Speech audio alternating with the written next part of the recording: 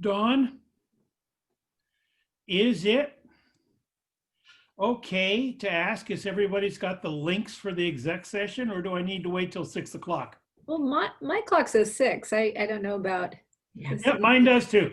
Kenmore Six. City Council is now in session. If you will please join me in the flag salute. And there is a flag behind me, but Rob is holding one. I pledge allegiance to the flag Right. of the United States of America and to the republic for which it stands, one nation, under God, God, indivisible, indivisible, with liberty liberty and and justice justice for for all. All right. Clerk, please take the roll. Councilmember Marshall, Present. Councilmember File, Present. Councilmember Shrubnik, Here. Councilmember O'Kane, Here. Deputy Mayor Herbig, Here. Mayor Baker. Here. All right. Next item on the agenda is the approval of the agenda. If there are no objections, the agenda will stand approved as written. Next item on the agenda is the consent agenda. Is there a motion to approve? Mayor, don't you go into an exec session before you approve the consent agenda? I don't see it here, but we can do that. That's what my, yeah. I don't see it on my agenda that I just downloaded again. The one I'm saying has agenda approval and exec session, then consent. Yeah, I don't see exec session. So thank you for that. We're going to adjourn now pursuant to RCW 42.30.110 to adjourn into exec session to discuss qualifications of personnel. And we expect this exec session to last for 30 minutes. Mr. Mayor, Yes, if I may, I'm sorry, if I could just clarify. please. The executive session topic will be to evaluate the qualifications of a potential for appointing a candidate to elective Right. office. Thank you very much. You're welcome. All right, so we're now going to switch meetings over to the exec session. So thank you all. See you soon.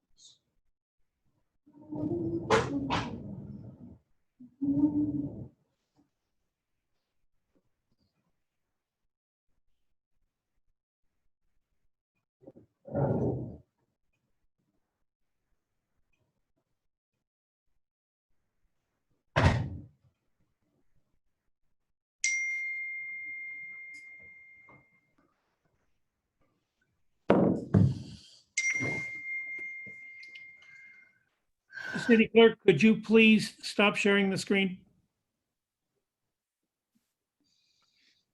Thank you.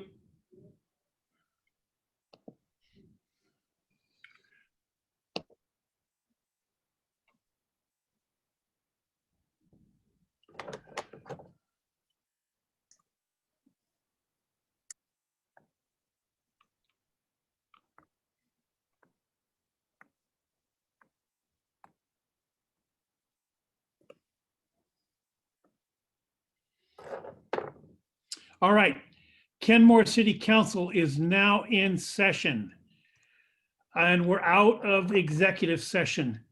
Will the clerk please take the roll? Councilmember Marshall, Present. Councilmember File, Present. Councilmember Shrubnik,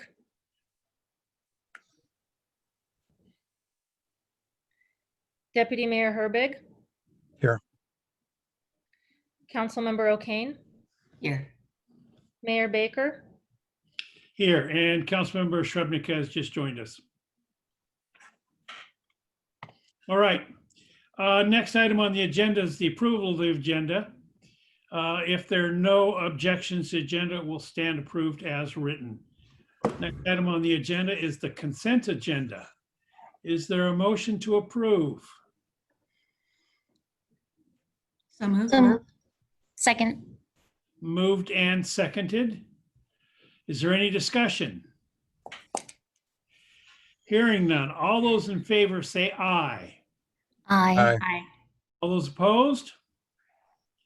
The consent agenda stands approved unanimously. All right, next item on the agenda is the business agenda. And that will be to interview candidates for the vacant council position number 3. So I think everybody has got a list of questions. And unless there are objections, we will do pretty much like we did last time for the Planning Commission. Councilmember O'Kane, you will read question number 1. Councilmember Marshall, number 2. Councilmember Shrubnik, 3.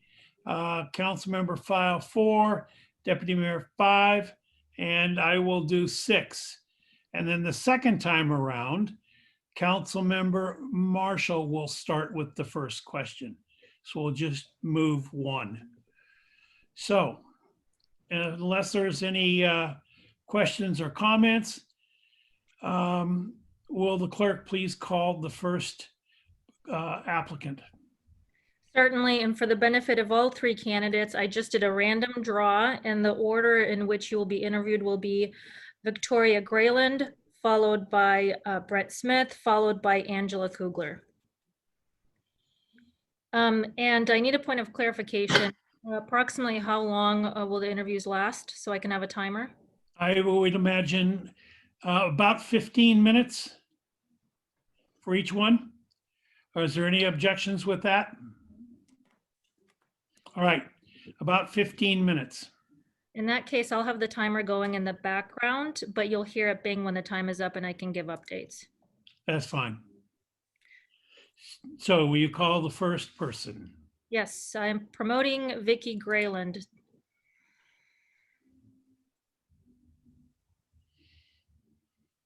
Good evening, Mrs. Grayland. Good evening, everyone. Good to see you all. Happy New Year. And to you. All right, we were going to ask you a series of questions, and we would expect it will last about 15 minutes.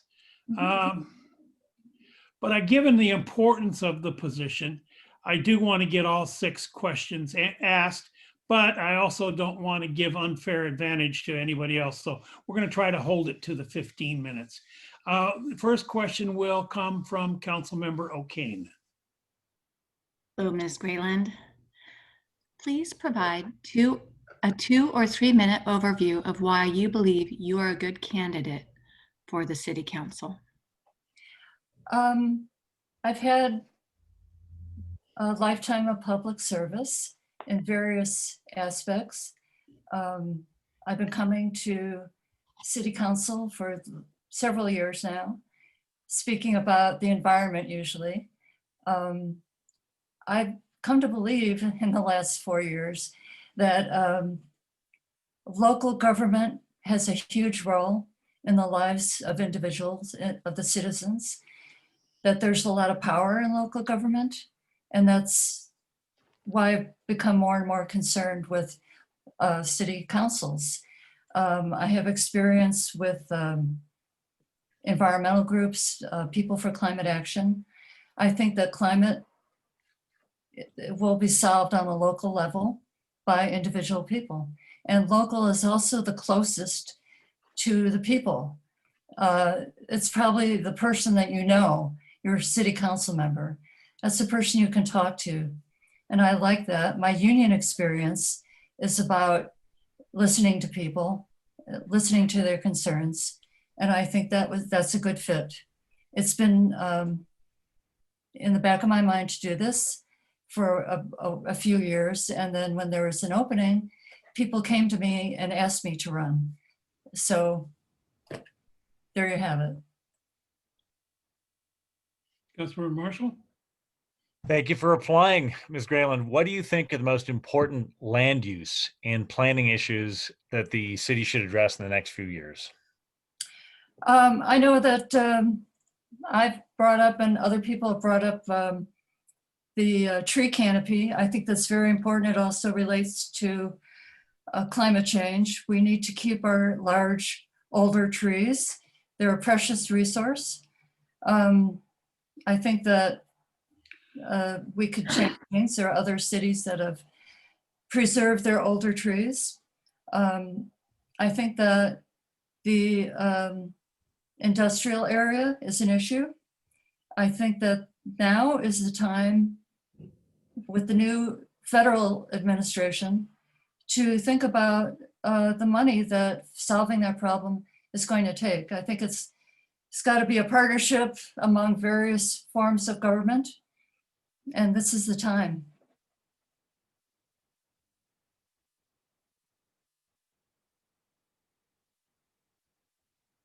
Okay. Thank you, Ms. Grayland, for applying. It's good to see you. Let's see. Please provide an example of a teamwork experience where reaching a decision was an important goal. What was your role on the team, and what techniques did you and/or the group use to reach a decision? And in hindsight, would you have done anything differently? Well, I've worked at AT&T for the last 12 years, and corporate structure is all about teamwork. And I've been in charge of the content standards for the consumer website, att.com. And we've worked with the B2B business people for the last 10 years. And I've brought people in that I thought should be on the team. And we have researched. I know it's kind of, it might be kind of funny to most people, but people really do research how you use commas. And you look for industry standards, and you look for history, and you look for what is changing. Like we used to have email with a hyphen. That's a comma. So you have to be open to change, and you have to be open to teamwork and to research, and we come to a consensus usually.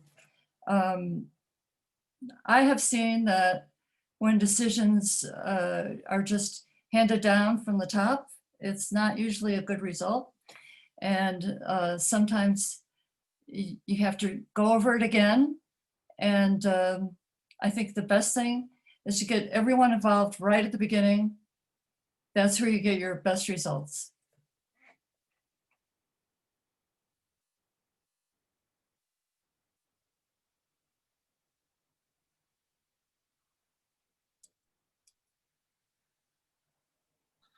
Councilmember File. Thank you, Mrs. Grayland. If you could, if you were selected by the City Council to be one of the 7 members on the City Council, you would be appointed to represent the entire community. How would you ensure the City Council recommendations would represent the entire community's thoughts and vision? Well, I think that I have a good history of listening to people. And, you know, as in all my work, my whole entire work life, my union life, I've been open to listening to everyone. When I was on the political committee for the Sierra Club, I was one of the few persons who would actually, I may not, probably shouldn't say this, but I actually talked to Republicans. So I have an open door policy. Always have, always will. Good ideas come from everywhere. As an artistic person, I've always felt that. Good ideas emerge from unlikely places, and you can't discount anyone. Thank you, Mrs. Grayland. Deputy Mayor. Lovely to see you tonight, Mrs. Grayland. The City Council may be discussing some controversial issues. How would you suggest the City Council facilitate discussion and decision-making to work towards resolution when conflicting opinions are expressed? And how would you suggest the City Council consider conflicting opinions expressed during a public hearing? I'm sorry, could I ask for a clarification? Do you mean conflicting opinions within the City Council or conflicting opinions within the community? It's kind of a bit of both, I think, depending on how you're looking at that question, because we do hear both controversial issues and those issues could be controversial both within the council and from the community. And the question at the end about public hearing, that's specifically hearing conflicting opinions during public comment. Well, I think that having a format is probably the answer. You have to have a clear format. You have to give people assurance that they will be heard. You have to treat everyone equally. I think that goes a long way.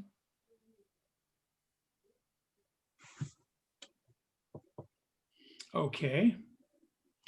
Do you have any questions for us that you would like to ask?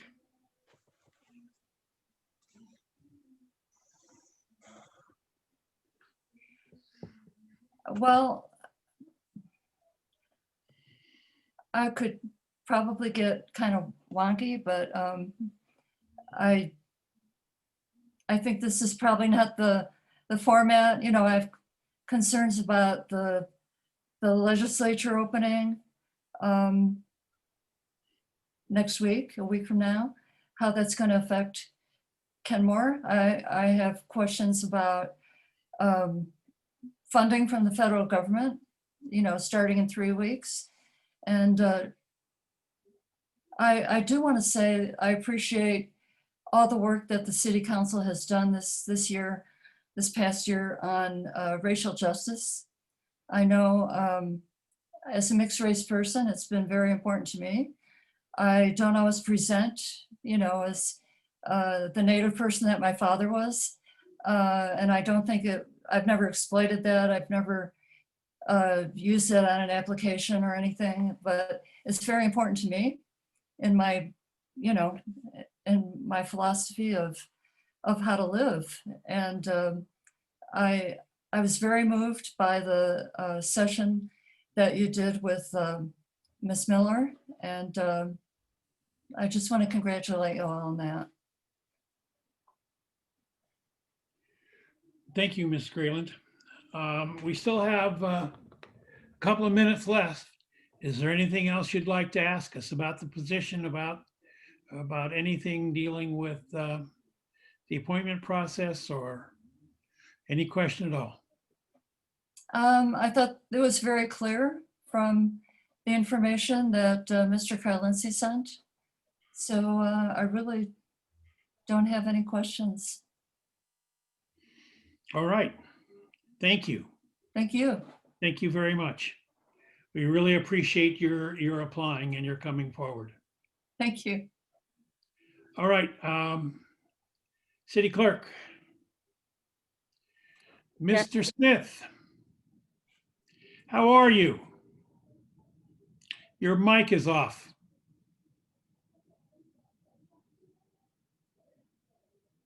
Nope, not yet.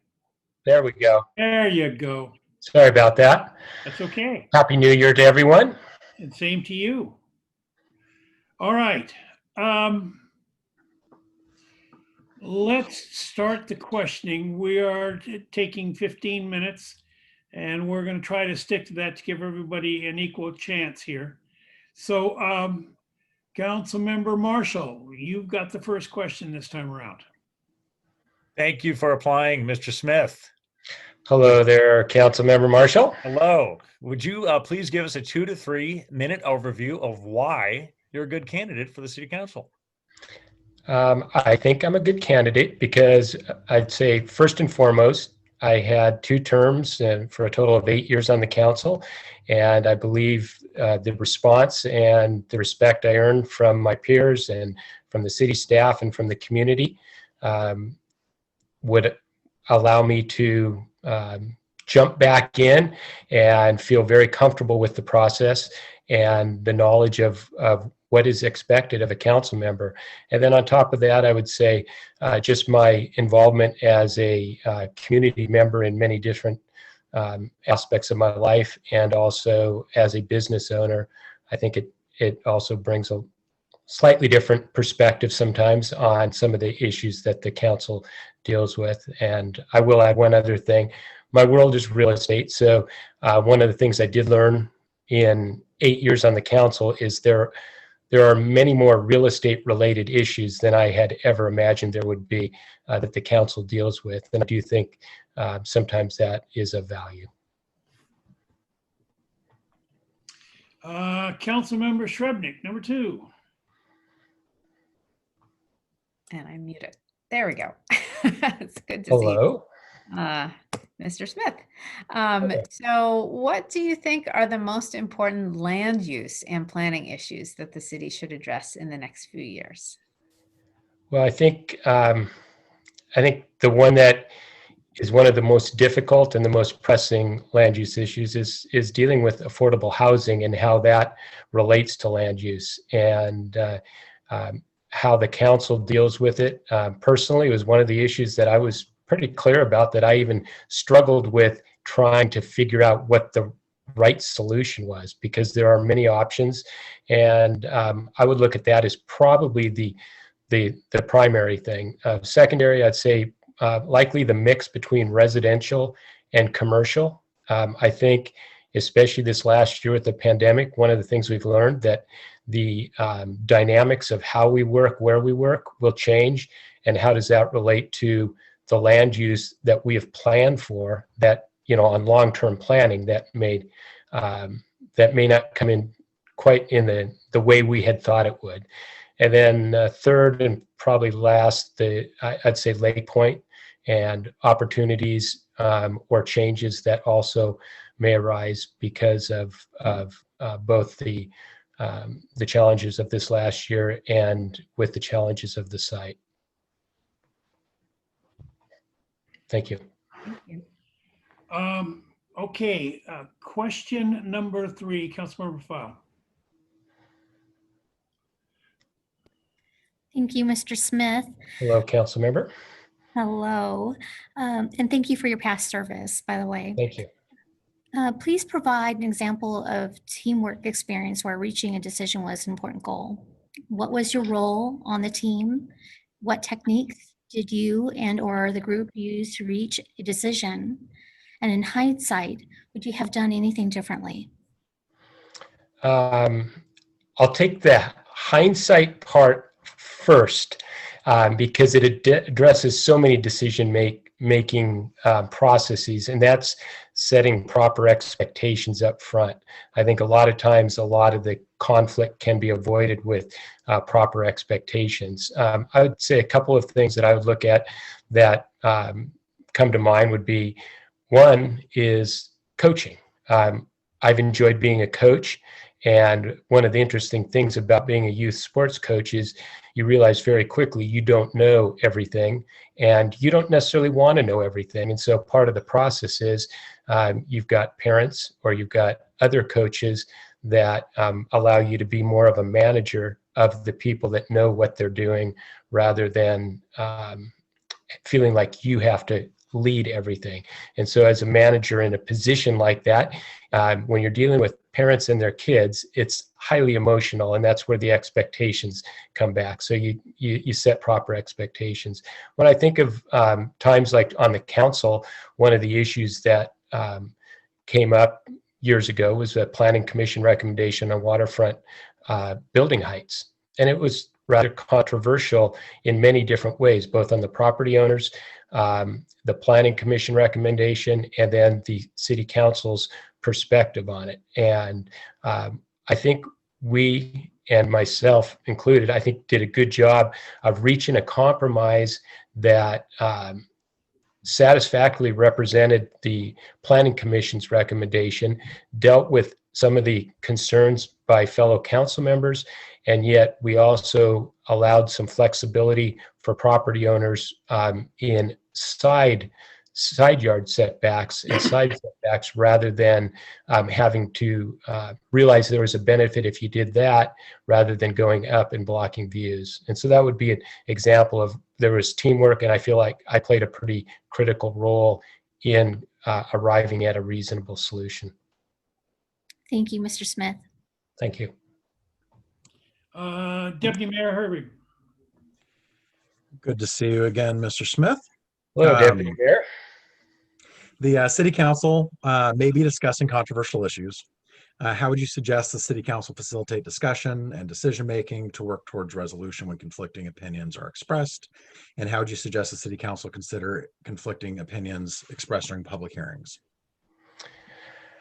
Well, I think again, expectations and a set of rules is really, if everybody knows what the expectations are and the procedures, then it's just a matter of giving respect to differing opinions. And so I think that's probably the most important part of it, is to be clear on what those are. As far as conflict, I think with 8 years on the council, gosh, I had heated discussions with you, with everyone, but not heated in a hatred kind of way, heated in that that's what passionate people do is they have heated discussions and they're able to go out and have a beer afterwards. And so to me, I feel like I'm very well suited for not wanting to lose friendships or disturb relationships in a body to try to be right about everything, because that's not the way it works. On the public hearing side, I think the thing that you hear from citizens more than anything else is when they say they haven't been heard. And many times they have been heard, but they didn't get the result they wanted. And so it's very important, though, that we, as the governing body and the ones that are communicating a decision, probably do a better job to communicate how we got to where we are. And one of the things with regards to public hearings, I've oftentimes wondered why we decide and vote the same night or even right after we have a public hearing, because oftentimes there's good information that's presented, and it seems like it, and I realize any council member can raise a delay to vote on it at a future meeting, but sometimes it seems like there's good information that's raised, and you feel somewhat compelled to make a decision at that moment. So those are my thoughts there. All right. If you are selected by the city council to be one of the 7 members on the city council, you will be appointed to represent the entire community. How will you ensure the city council recommendations will represent the entire community's thoughts and vision? I would hope they would have been represented in the years. Well, first, let me say hi, Mr. Mayor. I should have started off with that. But I would have hoped they would have been represented in the prior 8 years when I was on the council. And if they weren't, I was very open and oftentimes noted it in social media settings that I would be willing to meet with anyone and to discuss any issue at any time. That was never an issue. So I think people do want to be heard, and they want to at least have the opportunity to present their side of an issue or present just a completely different perspective that maybe hasn't been thought of. And so that's one from a personal standpoint. From the body standpoint, I think the council generally has done a good job over the last 6, 7, 8 years, 5 years, but even more recently this year, where they've had to, shoot from the hip a little bit on what kind of decisions are they going to make that are going to affect the reliability or the accountability of their decision making in the community. And I think they've done a good job in setting a framework that makes sense and that will be a learning process for me and for everybody else. Thank you. Thank you. Councilmember O'Kane? Good evening, Mr. Smith. Hello, council member. Nice to see you, and thank you for applying. Thank you. So we're at the point where I get to ask the easy question. Do you have any questions that you would like to ask us?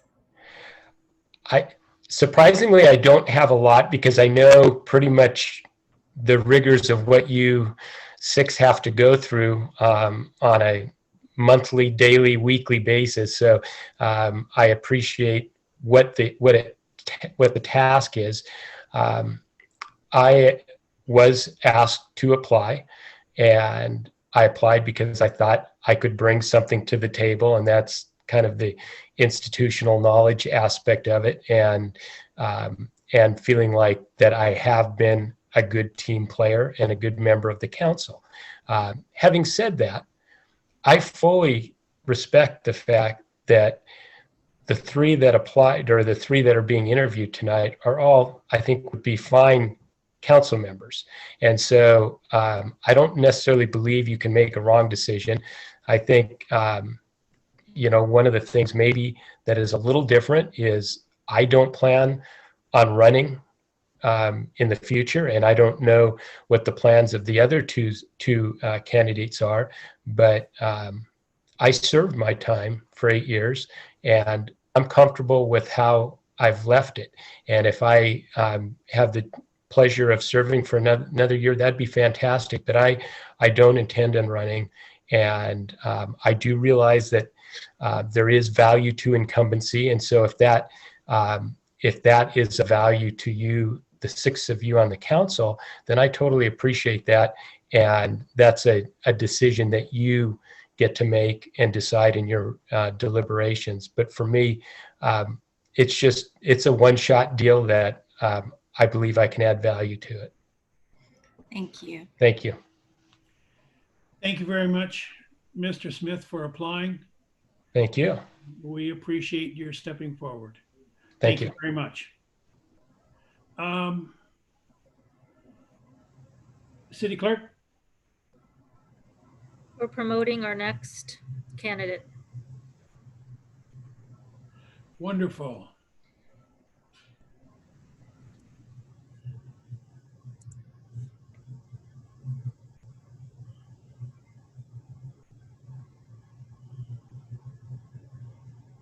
Hello.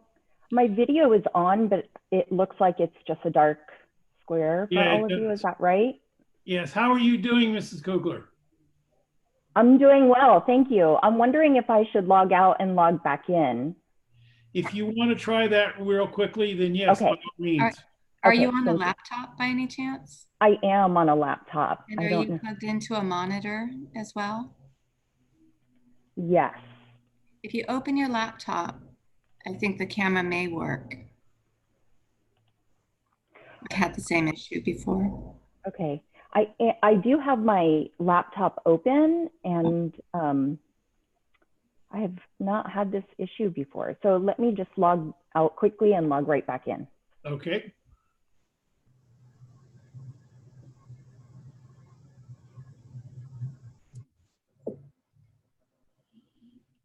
So, Anastasia, you may have to let her Promote. back in and promote her again. Okay.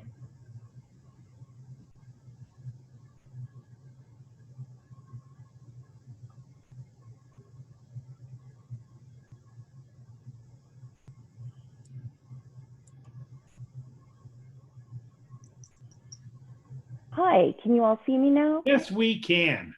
Great. I have this strange background from work earlier today, so I'll just remove that. Good evening. Thank you so much for having me. Sorry about that. No, that's fine. These computers have their own minds sometimes, and I think certainly during this the last number of months with the pandemic, we've learned to cope with them. All right, let's go ahead and start the questions. Be about 15 minutes. We want everybody just to have the same opportunity, so we're going to stick pretty close to that. So if we can start with Councilmember Shrubnik in question number 1. Sure. And hello, Ms. Kugler. It's good to see you. Likewise. Yeah, please provide a 2 or 3 minute overview of why you believe you are a good candidate for the City Council. Great. Well, first off, thank you so much for having me here. It's lovely to see you all. I remember looking for a home for about 2 years on the east side, and it took a while to find a place, but we were lucky enough to stumble across this home in Kenmore, which we bought in the summer of 2012, and just fell in love with it. We loved the neighborhood. We loved the access to both the east side and Seattle, and loved all of the services and parks in our city. And since moving to Kenmore in 2012, I have found ways to try to contribute to the community. I served on the Planning Commission from 2012 to 2015. I've also been an advisor on the Kenmore Business Incubator, helping to evaluate applicants who were looking to get physical space in the Kenmore Business Incubator. I've joined committees to help with rapid bus transit requests to make sure we didn't get left out in Sound Transit's plans for ST3. And recently I helped advocate for review of the police use of force policy. So as often as I could find time, and I would try to get involved and contribute to the city in a variety of different ways. And I think what I bring to the city council is a breadth of experience that's sort of a interesting mix of things. I got my bachelor's in education and English, and then recently got my MBA for the University of Washington. I've been with the same organization. I moved into higher education for the past 18 years. I started out as the receptionist and worked my way up to my current role as Senior VP of External Affairs. I've also served on nonprofit boards. I specifically served as the board chair for Leadership Eastside and served as a board of director for 8 years, helping to develop community leaders here on the Eastside. I have also been delving further into a lot of race and equity work recently, which I know has already been a big issue that's been brought up and committed to by the city of Kenmore. So I look forward to contributing to that. And I'm excited about this opportunity, even though it's unexpected for the position to open up, to be able to contribute to Kenmore in a broader capacity. Thank All you. right. Councilmember File number 2. Thank you, Angela, and thank you for joining us today and applying for the appointment. What do you think are the most important land use and planning issues that the city should address in the next few years? Great. I've been able to formulate this answer based off of conversations with community members and some of the observations, as a former planning commissioner and resident. And I've summed it up in, I think, 4 main buckets. One is improving our quality of life. Secondly, environmental issues. Thirdly, safety and livability. And fourth, racial equity and inclusion. And just to expand on that a little bit more, when it comes to improving our quality of life, this is a combination of some of the things I think are already being worked on. Maintaining and enhancing our water access is really important. Improving mobility through Kenmore. So specifically mitigating traffic and congestion, making sure that people can also get from different parts of our urban areas very easily. So connectivity in our central downtown core and enhancing the growth of jobs in that area as well. When it comes to environment, I think preserving and enhancing our parks, recreation, and open spaces, as well as establishing a citywide tree canopy policy. I think we also need to plan for environmental impacts, which I know we're already embarking on a climate action change plan, which I think is excellent. And improving our water and air quality, which I know has been brought up a lot, especially with the asphalt plant. When it comes to safety and livability, I think we have to be concerned about affordable housing. That is, an issue for current and future residents of our city. Providing safe roadways and neighborhoods, making sure that our education stays solid in our area, and ensuring attractiveness for all residents from cradle to grave. And then when it comes to racial equity and inclusion, King County has already declared racism as a public health crisis. And I think we can do our part to make sure that all residents feel included and that our government is accessible. Thank you. Deputy Mayor. Well, I want to start off by thanking you for applying and for being here tonight. Please provide an example of a teamwork experience where reaching a decision was an important goal. What was your role with the team? What techniques did you and or the group use to reach a decision? And in hindsight, would you have done anything differently? Great, thank you. So I work in groups all day long in every aspect of my life, I feel like. And so I have teams at work, the executive team that I'm a part of, and also my direct staff, which is a staff of about 36, and also committees that I join as well. I've also had board work, so as a chair and also as a board member. But the one example that I think is interesting for this situation is the Fall Festival, which is an event that I've helped organize for 3 years at my kids' school. And the reason why I think this is a great example is because at the Fall Festival, I am just another parent like every other parent. I have no formal authority, and I have to recruit over 100 volunteers to help run that event. And the Fall Festival is basically sort of carnival. There is also a 5K, and it's mostly designed just to build community amongst the school families. And so what I learned from that is really like it's you know, if you work together, you're likely to achieve more. And so there's great value in collaborative group work. I really had to demonstrate why it was important for families to participate and volunteer their time. And what I tried to do is really just get everyone behind a shared vision and goal so that we could execute that and deliver it. And I think with any event, there are always things that can be done better afterwards. What we realized one year, the first year, is that it's probably best to have a 5K separately as a separate event instead of having a 5K in addition to the carnival at the same time. And so, you know, we made those small tweaks from year to year. But whenever I approach group work, I try to assume best intentions. I try to make sure that we don't let cynicism poison the water, and that we include all voices to make it a more successful event or project or initiative. All right. The City Council may be discussing controversial issues. How would you suggest the City Council facilitate discussion and decision-making to work towards resolution when conflicting opinions are expressed? And how would you suggest the City Council consider conflicting opinions expressed during a public hearing? Great.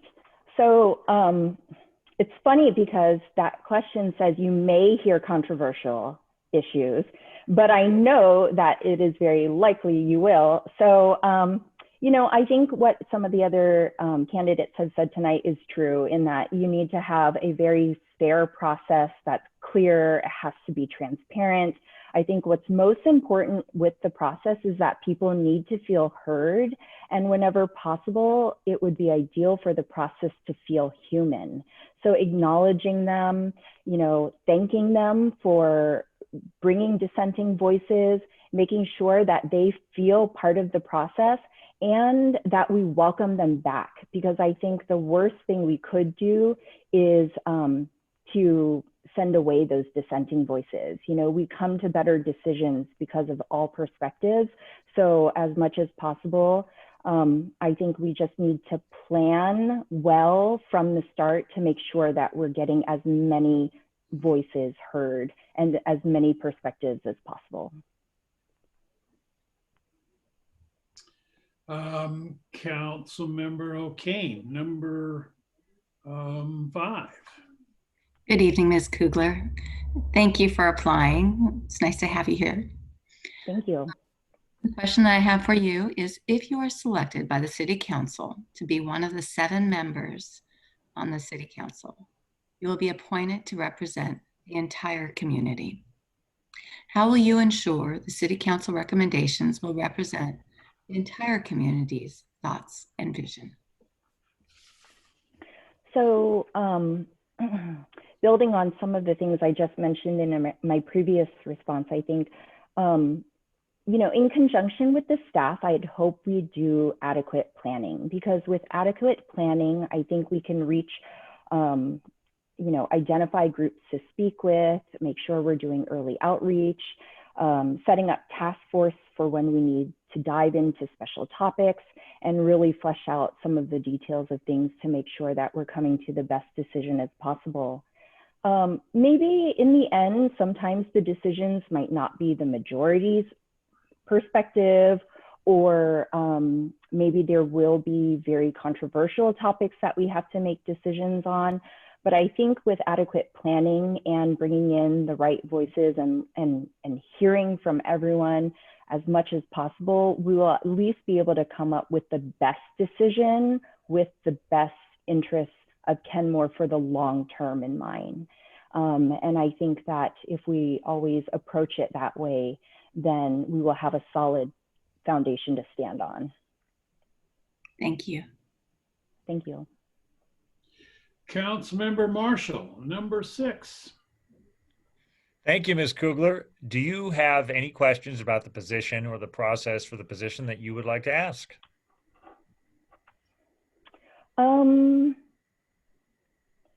I do have questions, but not essential to this process.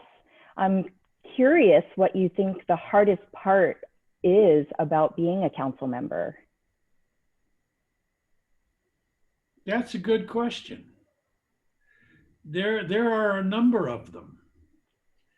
But certainly, I think one of the top ones, and you know this as a planning commissioner, that no matter what decision you make, no matter what you think is the right decision, because in reality, that's what you're voting on, is what you feel is the right decision, you got people mad at you no matter what you do. And that's hard. That's hard to get used to. I don't know, anybody else got any thoughts? I would say the breadth of issues that you need to get comfortable with relatively quickly. This is something where you become, your knowledge base becomes wide but shallow, kind of, I think, a lot of the times. And you have to be comfortable learning about new things and digging into them so that you can reach a decision that you're comfortable with. And one of the other ones is words. Words become extremely important. When you pass an ordinance and you say should instead of will, it has huge implications. And getting to understand those little nuances is a process. But you know, as from serving on the Planning Commission, there is lots of material to go through. Mm-hmm. Lots of new things every week to become familiar with. And after you've been on for a while, it gets easier without a doubt. But you know, from Planning Commission, initially it's a lot of work. Great, thank you. So unless there are no further questions for us, I want to thank you very much for your stepping forward and applying. It is truly appreciated. And I think our next step is to make a decision. So thank you, Mrs. Kugler. We really appreciate it. Thank you. Okay. All right, council. Is there any further discussion that we want to have? If not, we will go right into the voting. So, do we all want to make a quick statement, or do we just want to get to nominating? Nope, that's fine. That's what I was asking, if there's something that a statement or other clarification questions. So yeah, Deputy Mayor, go right ahead. No, I mean, I just want to say that we couldn't ask for a more qualified, passionate group of applicants. Vicki Grayland has been a staunch advocate for the environment. She was a driving force in getting me and the city to join K4C, working with other cities to address climate change.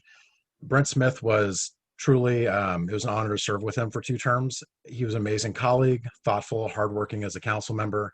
And Angela Kugler has served this community both on the Planning Commission and with her work at the Business Incubators she talked about, her inner advocacy on the 522 BRT Now group a couple of years back. I honestly think we couldn't go wrong with any of these folks. These are all, you know, really polished community leaders, and the city would be lucky to have any of them on our council. I'm not going to make a motion quite yet because I want other people to have a chance to chat, but I just want to say I was really impressed with all of these folks. Councilmember File. Thank you, Mayor Baker. You know, I was quite impressed as well with the whole list of candidates we had and the 3 we heard tonight. Stellar individuals, amazing, outstanding overachievers in their own right.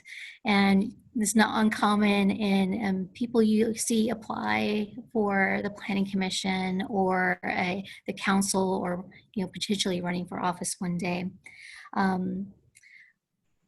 I do see, in my personal opinion, I just want to thank Mr. Brent Smith for throwing his hat back in the ring and being willing to step up to the plate.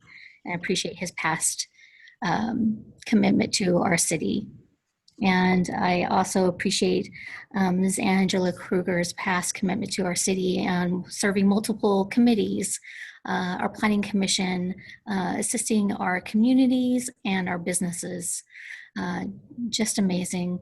And Ms. Vicki Grayland, she has done an amazing wealth of work throughout our communities across the region, our state, and through her nonprofit advocacy work, let alone working with Indigenous tribes. And so I really appreciate all the candidates who stepped forward today. There are two I think stand out in my mind, and I would be more inclined to commit to someone who wants to reapply for the push, wants to run for the position, in my personal opinion. With that being said, I'm going to leave it there for now. Thank you. Anybody else? Yes, Councilmember Shrubnik. Yeah, I just want to express my appreciation for all three candidates. I concur. I think we could not go wrong. These are stellar candidates who have all contributed deeply to this community and have a deep commitment to the community.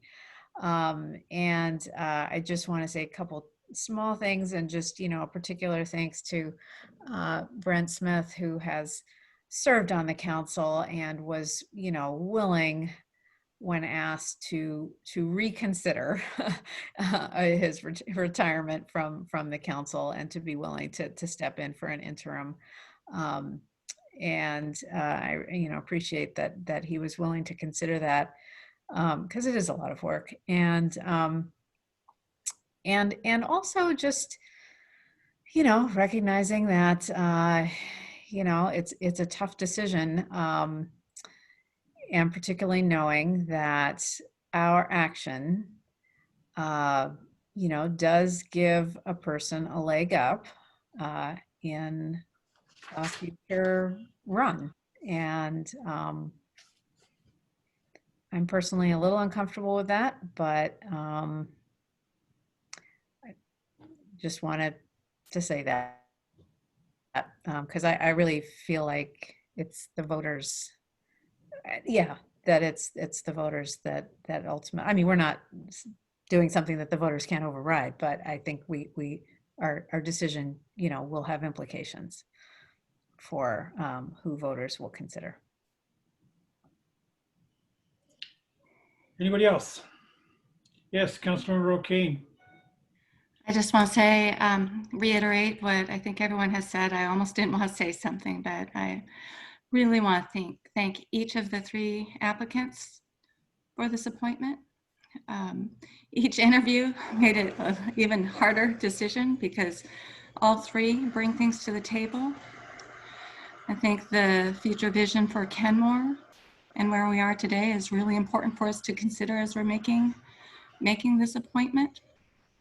And I also think no matter who we appoint, there's going to be an election in November, and it is up to the citizens or citizens of our community to decide who feels that we as an elected body have the responsibility for selecting the best candidate for the role today and who fits our needs today. So I want to thank each candidate, Mr. Smith, Ms. Grayland, and Ms. Kugler, for taking the chance and putting themselves forward to a public interview for this appointment. It's a big deal. It takes courage. And each of you have really committed to this community. It's impressive, all that you've done. So thank you, and please keep at it. And Mr. Smith, thank you for your prior service and whatever you're going to be doing next. I know you're still involved in our community no matter what. So thank you. Yes, Councilmember Marshall. Thank you to all the fine candidates, and food for thought. I think it's an important observation that somebody who's going to be running for office will more likely act in an accountable fashion, I think, perhaps than somebody who will not run for office. So we are indeed fortunate to have 3 such talented people in our community. I can't really say anything new from what everybody else has said, but we truly are honored to have all 3 of you seek this office. You guys are outstanding members of our community, and you've done so much for us. Through the questioning that we did tonight, this is one of those things. This is a very difficult decision. None of us are going to make this decision lightly. Trust me, we have all thought and are still thinking about what the vote is going to be. It's a hard decision. But unfortunately, we can't function with 6, we need 7. And the public will get the chance to voice their opinion in November, because this is a short-term appointment that will only last until November, and they have to file for election in May. So with that, if there's nothing further to be said, the chair will entertain a motion. Deputy Mayor. Yeah, I would like to move to nominate Angela Kugler to serve in the vacancy for position 3. Second. Moved and seconded. All right. So this vote will go, since there is 6 on the council, it will take 4 for an election. So we have the name of Angela Kugler before us to be appointed to council position number 3. There is no further discussion. Will the clerk please take the roll? Councilmember Marshall, Yes. Councilmember File, Yes. Deputy Mayor Herbig, Yes. Councilmember O'Kane, Yes. Councilmember Shrubnik, Yes. Mayor Baker. Yes. The vote is unanimous. All right. So would you care to bring Ms. Kugler back on the line?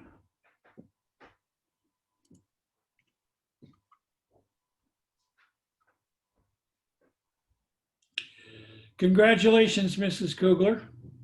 Thank you.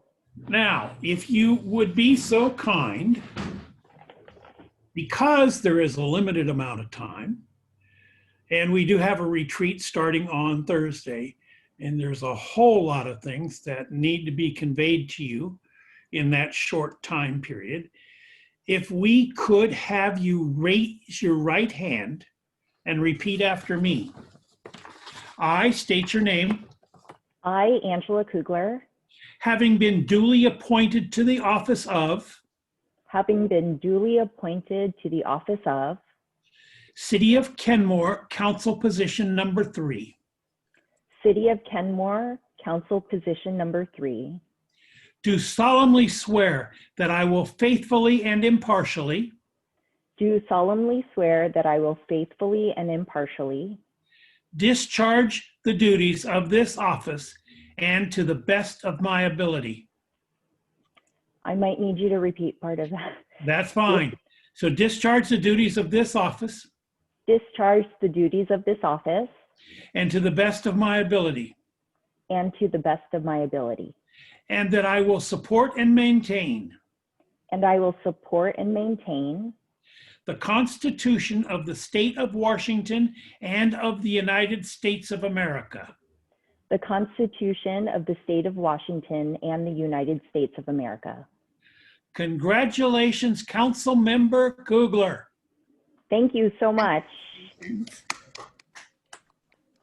You're entirely welcome. So there is some legal stuff that needs to be done. The city manager will want to talk to you. So I'm not sure whether he's going to do this on the phone or is going to do it on screen. But in any event, he's on screen now. Do you want to call her or do you want to do this online, Mr. City Manager? You're muted. I would like to reach out to Councilmember Kugler ASAP. I think we can just do it via email, but there's Okay. some things we need to quickly get in place so you can be Right. hitting the ground running as soon as possible. But in All right, so particular, let's take five minutes or so 10. and allow this to happen. Yeah. Yeah, can go ahead. the city clerk jump in? Yes, Ms. Kugler, welcome. Welcome to this amazing team. In a few moments, you are actually going to get an oath of office emailed to you that we'd like you to electronically sign. That way, that can be fully executed and you can participate as a full-fledged member of the council with the rest of the agenda. And if it's okay with you, Mayor, we'll need 10 minutes just. Great. Yeah, I was going to suggest that. Let's go and take a break for 10. So Okay. we are at 6, let's say 7:30 now. So let's come back at 7:40. And Mayor, watch your email as well. Oh, I will. Thank you. Now in session. So the next item on our agenda is the council rules and procedures. Are we all working with the same one? Could we ask the clerk to maybe send us out Yeah. the newest version? Because the version that was on the agenda wasn't in Word. It was Right. hard to track through.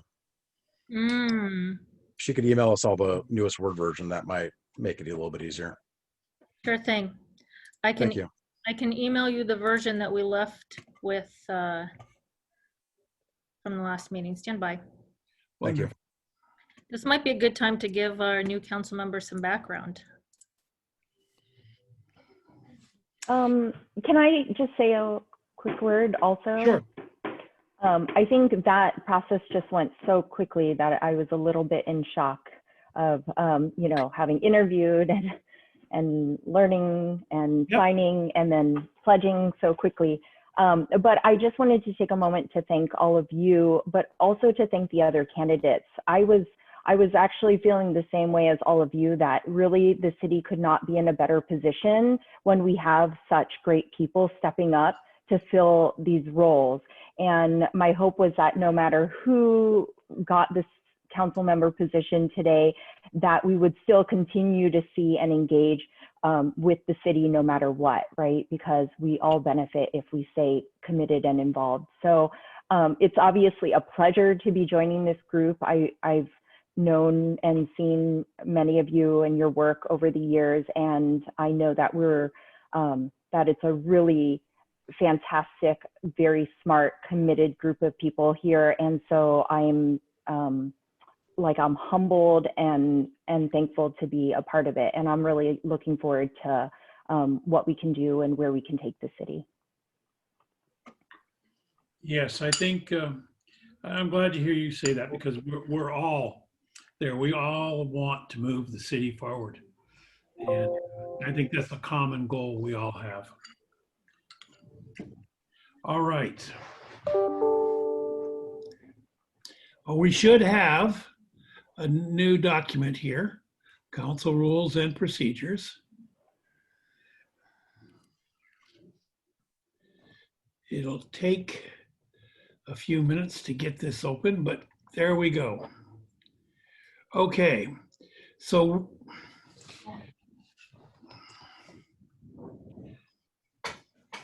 yes, city attorney. Thank you, Mr. Mayor. If I may, if the emailed version is different than the agenda, I was wondering if the city clerk might be able to share that with the public so they can also easily follow along. Is there a place you can put it where the public can grab it? I think it's a formatting thing. If you download the document, you can open it up and see the edits as we're looking at them now, quite possibly. But the way it uploads through our system, it just looks different. but there's no change to the document. It's just the way that it's just the formatting. Okay. Oh, okay. So what we're seeing in the agenda is the same. Should be. Okay, thank you. I'm sorry. But Councilmember File looks, she's shaking her head, which gives me some pause. Oh, no, it's lovely. Thank you, Anastasia. What I'd like to see, if we could, is to have that display so we can all follow that together with our community. I think that's a good public transparency. And also helps with the process. Okay, now you've just killed the screen, so I can only see 4 council members. So I'm not going to be able to do my job of recognizing people who want to speak.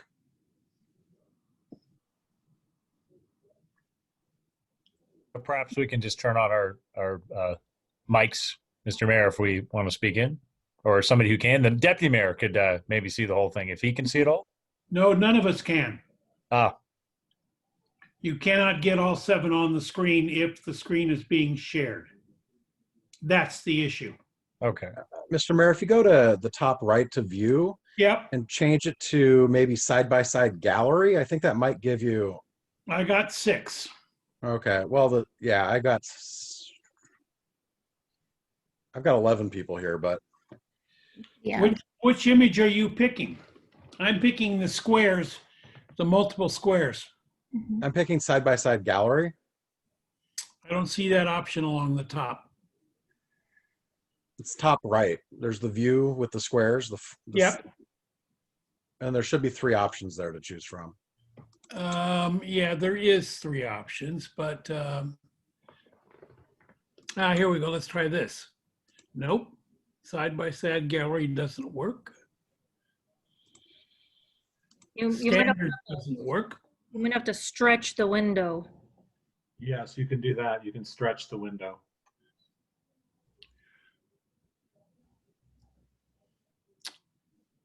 Or let me know if your preference isn't to share screen. Just No, it's good that we do share the screen so the public can see it too. It's just, I'm not getting the option to do this. So let's go ahead and we'll try to figure it out. So we're starting with B, is that correct?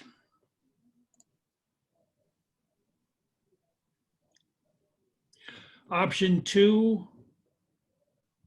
Yeah, where did we leave Where do we things? end up? Well, I'm following the markings, and it sounds to me like the next ones are in subsection or section E. That's my understanding as well. The preamble was Yep. not touched, so we moved ahead. And it needs to be because we will not have time in the retreat to do the preamble. So we need to keep that in mind as we move forward.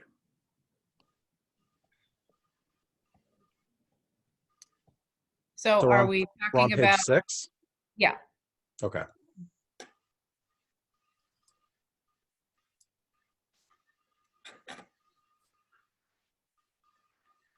Yeah, I'm just not getting this. So, all right, who wants to start this? Number 1. E sub 1.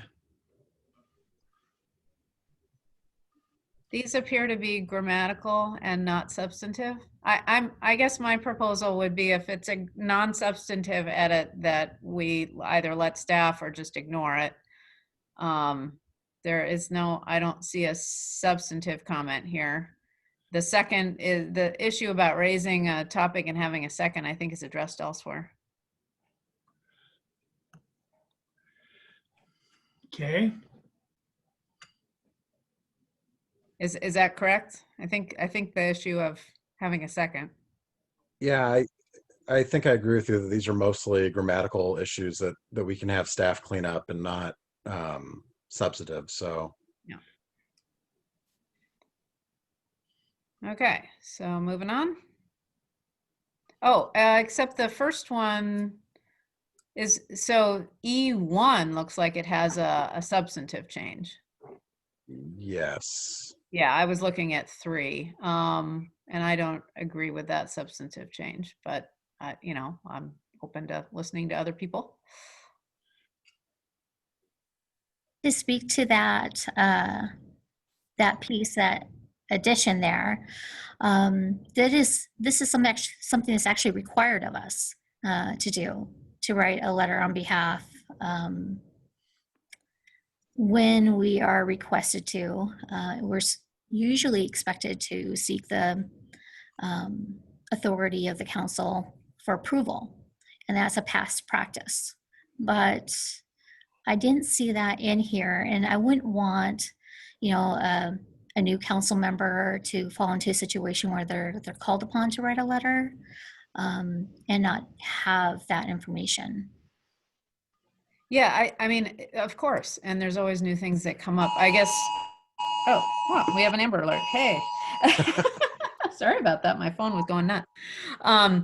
So I guess the issue is this is a section on how do you make new comments. No, and it says no final action or direction can be taken on comments or topics raised. So, you know, the process, I think that at least how I'm understanding it and how we've practiced it is that you can bring up whatever you want during the comments, but unless we decide to move something forward to an agenda, we don't ask staff to take final act. You have to move it to an agenda, because otherwise it's not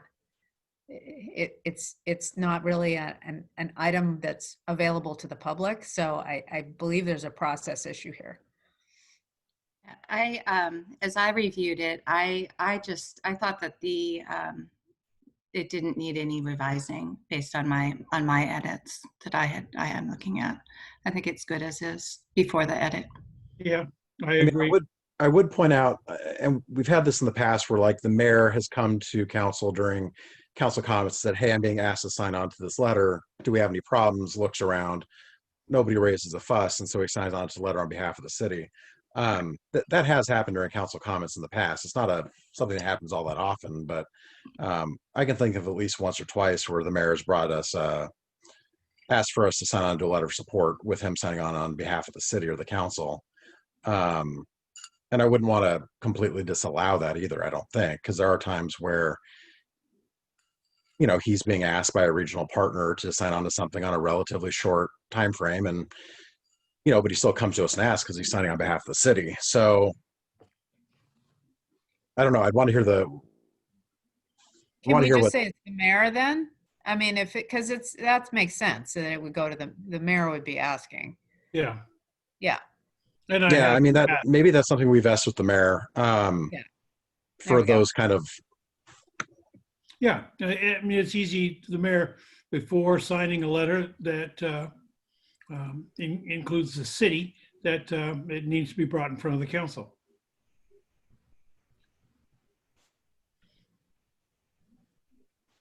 Does that work for folks? I think staff can figure out a way to word that. They certainly can. Okay, can you just capture that with a first blush effort? I'm hearing you want to add the mayor. The mayor can bring letters for signature. Requesting city support. Yeah, requesting city support to the council during council comment. Yeah, and that's instead of what's in blue there. Yeah. Okay. Thank you.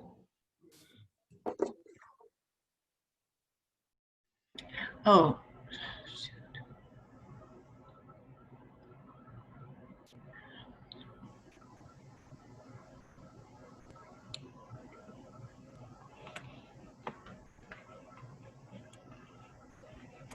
Yeah, so on this one, I mean, consensus is a subset of majority, so that's not needed. So I don't think this needs editing as well. So I don't know. No, I tend to agree. And I'm looking at number 5 since we already did number 3, but yeah.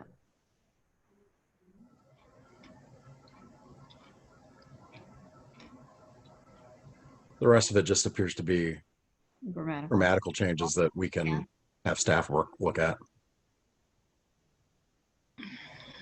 I don't know what 6 is trying to say. That doesn't make sense after a discussion, but I don't know what a discussion vote is, but anyway. I think it was clear in the original. Yeah. Yeah. Okay.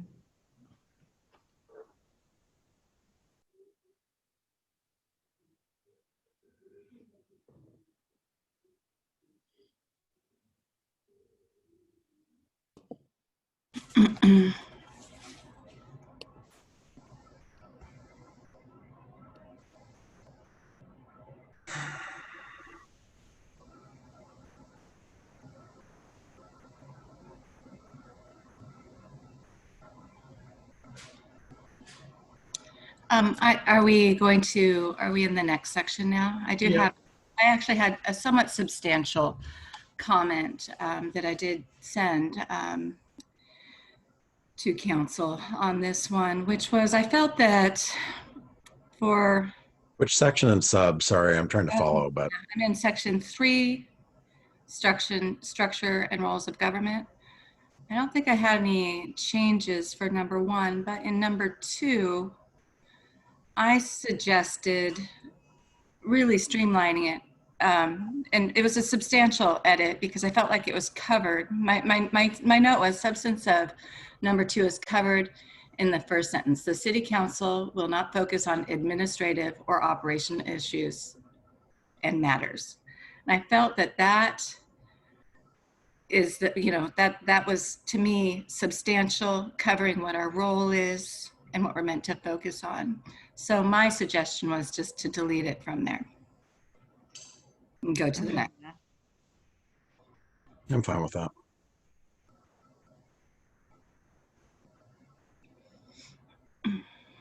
Are we suggesting to delete the remainder of this section too? Yes. Yeah. Well, can I make an argument for that? But not A. Not subsection A. Don't worry. No, Don't touch it. can you guys hear me? Yeah. Yeah. I feel strongly about that whole paragraph. It's got to be clear, even if it's redundant. It's really important to me. That's fine. Okay. All right. Fine. And I think we do need A. I mean, that's. Yeah, we do. Absolutely.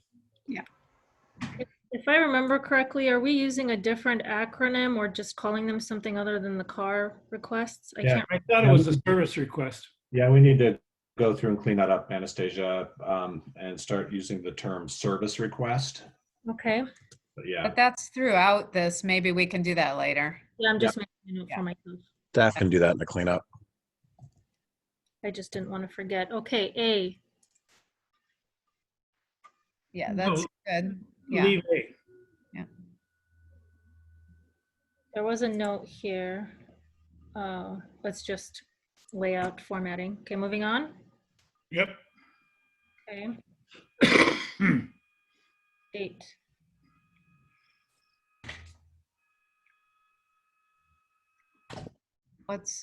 What is the edit here? Of it. Unclear. To get rid of direction to perform any work cannot arise from discussions. Sorry, there's a note embedded in number 8, represent the city at local, state, and national forums. And the note reads, this is by Councilmember File, the city made budget changes for 2022 adopted by council and will not cover travel, effectively making this more difficult to attend NCL meetings, training, and represent our city to federal That's officials. beyond the scope of our discussion Yeah, it today. is. And I don't know what NCO meetings are anyway. Yeah. All right. Okay. Okay, so 11. Actually that is the one I think I had. I'm sorry, my numbering changed. I'm looking at some notes that I have that are separate as we're reviewing, so apologies.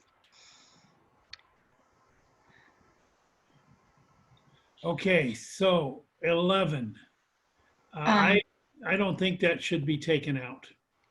Yeah, I had some suggestions just in format because I felt that it was it was a place where I thought that it was redundant. And I felt it was covered in that section 3B6.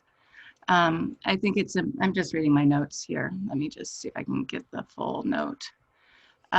It's redundant. I felt that it was important that we adhere to this in principle, but should not be restated for emphasis. It also contradicts the statement that's at the top in the preamble regarding not discussing policy off the dais. So there's a line in here that I had read. Let me just read the original. Contact the city manager only for policy, or just a second.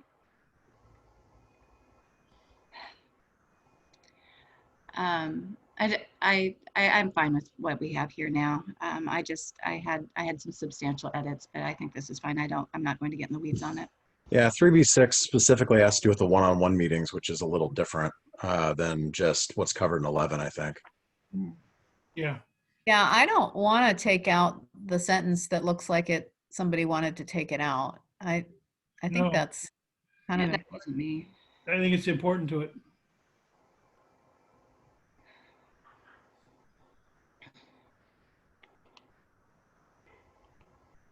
Well, speaking to that, during our one-on-ones, we are allowed the opportunity to ask questions about upcoming issues that we are about to, have to vote on. Sometimes we need greater clarification. That happens to any one of us at times. And really, this would better address that need, and it's more transparent. Even if it's a matter of preferring that it doesn't occur, but the fact is we do as council members often ask clarification questions. Yeah, I think the sentence reads, note that direction to perform any work cannot arise from these discussions. So I think that's the sentence that looked like somebody wanted to delete, and most of us are not wanting that deleted. Right. And I think what we were trying to get at there is that contacting the manager outside of the one-on-one should be kind of as constrained as possible to things on upcoming agenda items. Whereas at the one-on-one, you can talk about other things, but you can't direct work. I think that's kind of where we're getting between this and 3B6 together. Right. And I'm sorry to bring this up, but I think so what's interesting is we're looking at an edited version of this document by one person rather than the committee's document and looking at it for review and edit. And it seems that we tend to be looking at the edits. I think we should be looking at the original document and working as a body determining what changes that we received from these edits that we want to include. Because I think it's just a perspective that I have. I have my notes that I'm reading. I'm reading this document, trying to see what I felt needed to be updated or changed. And I'm also reading another person's edits at the same time. But I'm wondering, when I look at the original document, how many changes that we really feel need to be made. Nigel had sent out that version, so we I all have the version. I'm just saying that as we're reviewing this, it feels to me, I'm fine. I just thought I would share that perspective. I think looking at the original document and adding edits, what were basic would I think be good for my eyes, but I can continue with this process. I just wanted to call attention to that concept because, yeah. I appreciate that, Councilmember O'Kane, and I do know that we were requested to turn in any edits by a set date and time, but we are working collaboratively all together, and so there's opportunity to hear other input during this process. So feel free to offer, your suggestions. I am offering my suggestions as it comes. I also did submit my documents plenty of time prior to the meeting, so they're not embedded into this document as well. So it's all right. I am okay with this. It was sent from me to council, I believe on the 10th. So I just wanted to suggest, as I read the document, I thought it might be easier to look at it from the baseline that the committee brought forth. But that's all right. Thank you. No, I actually think that you have a good point there, because I'm looking through here and I'm seeing things I know that we edited that aren't called out as changes from our current rules, Right. because maybe they're accepted or something. I don't know what happened. So I do feel like there's something missing from this particular copy, and I can't put my finger on it. Well, That's all of our edits are missing, Nigel. All of the committee's Yeah. edits are missing. These are council member files edits. Well, That was my concern. Well, I thought ours were in red at one point, there, and then hers were in blue is what I thought we were looking at originally. So Yeah, I think somewhere along the line ours got accepted, I think. so they just got folded in. Yeah. it's possible. I mean, I still see your notes in here, Nigel. Yeah. Example on this page. What you should be looking at is the base document that I know had your comments, Nigel, and it also had attorney comments. And superimposed into that document were Councilmember Files comments. Now, what became of comments that Councilmember O'Kane is referring to, I'm not sure. I can't speak to that. It's possible that fourth layer was never added, but I also don't have the best memory, so. It was 3 weeks ago. I didn't CC you on it, Anastasia. I CC'd, I believe, Mr. Curlincy in the council. Okay. I missed Mr. Curlincy. I apologize. And if I may, Mr. Mayor? Yes. Just to add a layer to this same conversation, I did note in section 4, for example, the vacancy and leave of absence, there was a whole host of track change revisions, but they do appear to have been accepted because it's clean. And I wondered about that too. But yeah, the committee in my input have the red line's no longer there. It's just clean. But is it clean in that to your satisfaction? Well, my suggested revisions have been incorporated, but you just can't tell where they are. Okay. Okay, thank you. Okay, that makes more sense. So, So we're keeping that line in number 11. We're retaining it, not deleting it. Yeah. Yeah. And 12 is grammatical, so we'll let that go. 12 is more than Oh, is it? more than grammatical. Well, I think some of the subs are substantive. I think that the beginning of 12 is grammatical. Oh, yeah, that's all I meant. Yeah. Okay. Yeah. Because then we've got A through E that we need to look at. Oh, yeah. Yeah, I can't see that 'cause it's not on the screen. So sorry. Sorry, I've got it up. I've got Word up on one side. I'm Is squinting. that section there? Number after 12 is you- actually different. It's not grammatically, it's only grammatically correct if that is supposed to be a noun, but I think it's actually supposed to be a verb, like interact with city staff. Yeah. And, right, it's giving direction of how to do it. Yeah. Yeah, the original was correct. Yeah. Yeah, The C following allowed exceptions. I think it should read like it used to read. Yeah, with the following exceptions. Yeah, exactly. Yeah, exactly. Yeah. All right, so let's see. Can we C. go to the next? Which is C. Yeah. That is a substantial change too. So the change.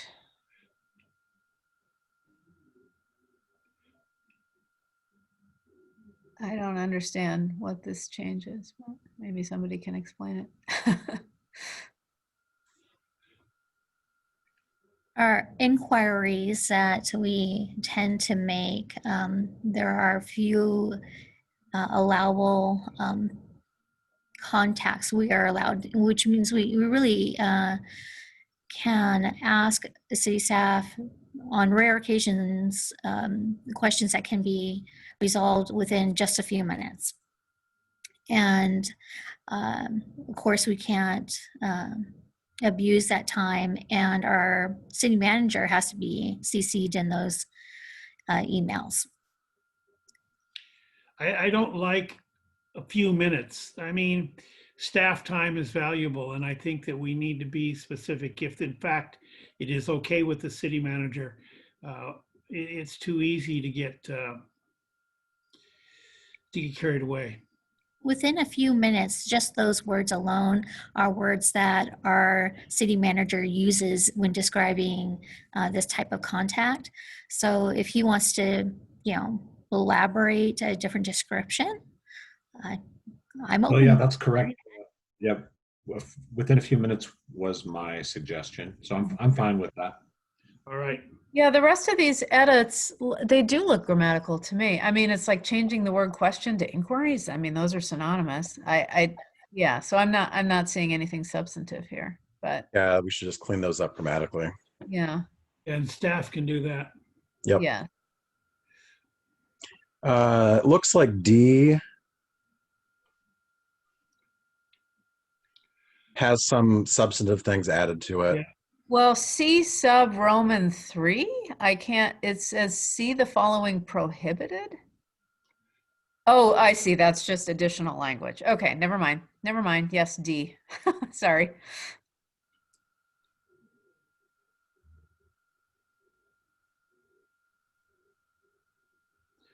Yeah. Oh, no, that stands alone. We don't need the extra We don't verbiage. need that. It does No. stand alone. Okay. Yeah, legal questions are legal questions, period. Yeah. And Delete. that is what the city attorney is for. Yes, nothing more. All right. Yeah, but I was back on 3, Oh, the 3 I's. That's not really needed. Correct. But I mean, to me, that's a grammatical, and staff can, Okay, well, you let know, if staff they wanna work it keep out. that. It's not substantive. Doesn't change the meaning. Yeah. So actually, the mayor or deputy mayor hold on Uh, one moment, stand by. has to work with directly with city clerk for obtaining signatures because it's a requirement. Yeah. It's not something that we're permitted to do. It's an absolute state requirement that we sign these documents. Right. Although it was a heck of a lot easier when we were meeting in person and the clerk could just plop the documents in front of us Isn't that the truth? with handy little stickies and tell us to sign. Yeah, sign here. The rest of these were grammatical, and again, with our first meeting when we discussed these, I do prefer a document that has preceding language to target the column, because if you're not in a digital format and you're needing to flip through a printed version, it does help accessing the parts and pieces. And at our last meeting, I was told that this is something that could be folded in later. So respecting the council's opinion on that, we can move forward if you'd like to. What one are you referring to? 13. Hey, on the last Okay. one in 12, can I just see that word incidental? I'd like to keep the word incidental. For sure. Yeah, for sure. And I think Mayor Baker's point was, and Deputy Mayor's point was, may and can are both incorrect. Right, They will work directly. right. Yeah. We have to. Yeah. So back on 13.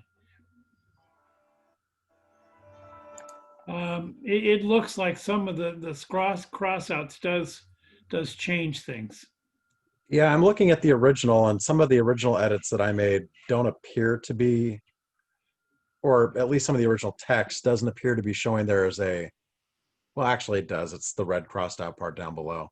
Right. I mean, I would argue the original language is clearer. I like the original language, Yeah. but that's me. It's, Councilmember Marshall is awfully quiet.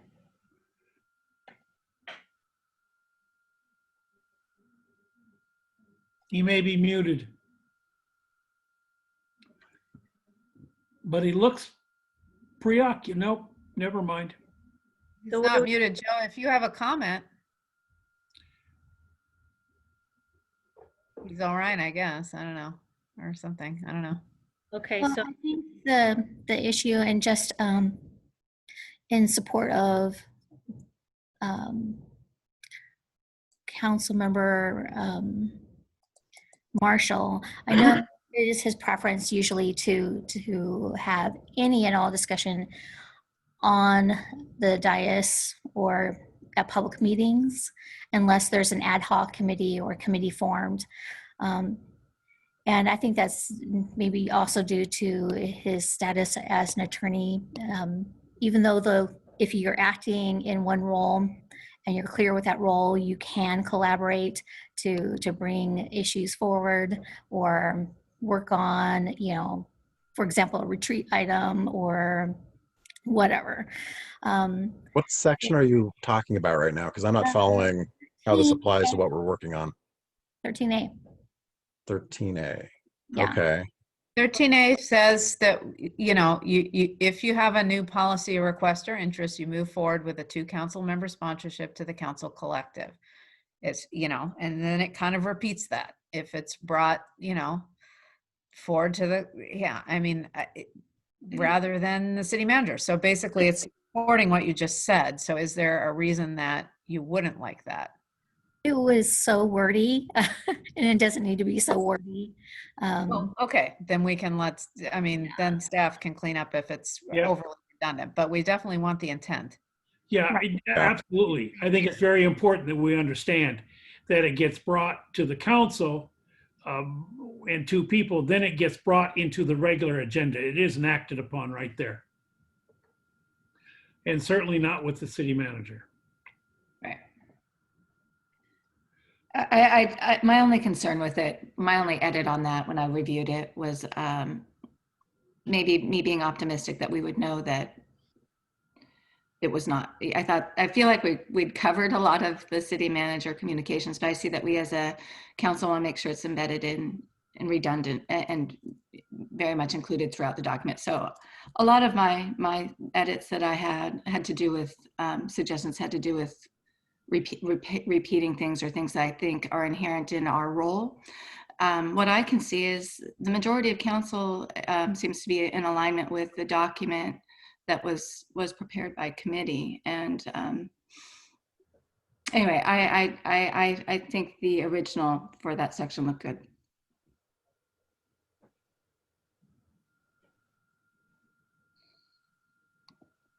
shall we move on? Well, I do prefer this edit line, but I don't know where the rest of everybody is, if they liked it or not. I wouldn't want to speak for my fellow council colleagues without them doing so directly. Are we on 13 still? Yeah. 13A. Okay. So Karina, is the concern it's just sort of overly wordy? Uh, I mean, that's an editing thing, right? yeah, it is so overly wordy. Okay. Okay. Because I think what we're trying to get at is, is there a substantive policy change that we want to make?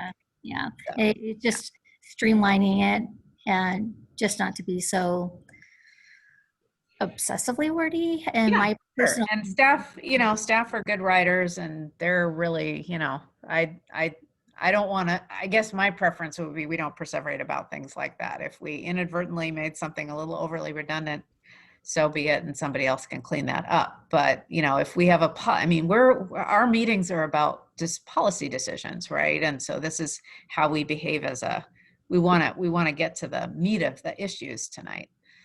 So I think it's important that the process is followed. Right. And if it needs to be explained and a little wordy to explain it, that's fine. It's the process that needs to be followed. Right. And also, I assume that staff, after they clean it up, will be bringing back the final document in consent or something for us Oh, yeah. so that we can eyeball it quickly before actually Right. adopting the full, Right. whatever edits they make grammatically. Anastasia, could you add a note just there saying attempt to or try to streamline this paragraph? Yeah, I'll use your words, I guess. yeah, streamline this paragraph.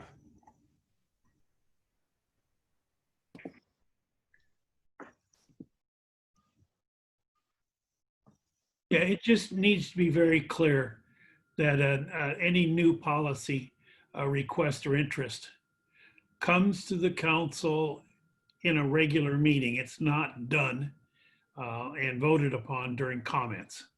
Right. Well, I think the emphasis is on the sponsorship piece too. Yes, at least two. To discuss it in the comments portion, but then it takes a vote of a majority to move it to the regular agenda.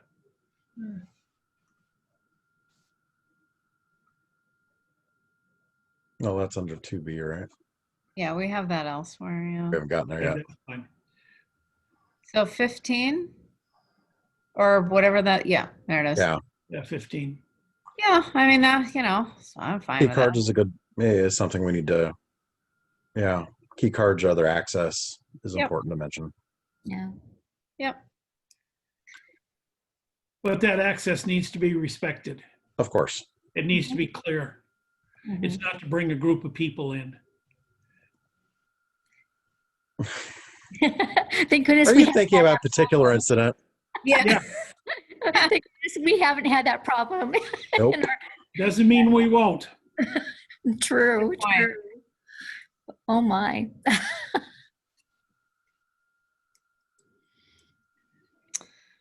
Or on some boring Saturday night, bring a group of people in and have a party. Right.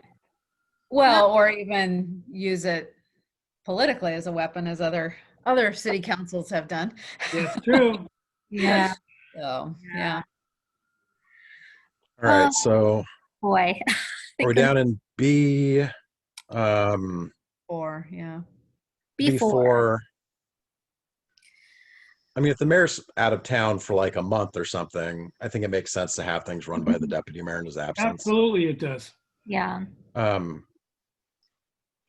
we have a clause in here anywhere that just sort of says generically that when the mayor is unavailable that the deputy mayor, I mean, do we need some? I mean, it's obvious. I think that falls under Roberts. Yeah, right. Okay. So then maybe it was unneeded then. Well, I think the agenda preparation is something that, otherwise we change all mentions of the mayor to presiding officer or chair, which would Right. then default from the mayor to the deputy mayor if the mayor's out of town or something. But I think the wording, adding mayor and deputy mayor is fine. Yep. That's fine. Yeah. Well, and or is kind of ambiguous though. Like, Or, yeah, I think or. Or, yeah. Fine. Right. Yeah. I can accept or. Or. I can accept or.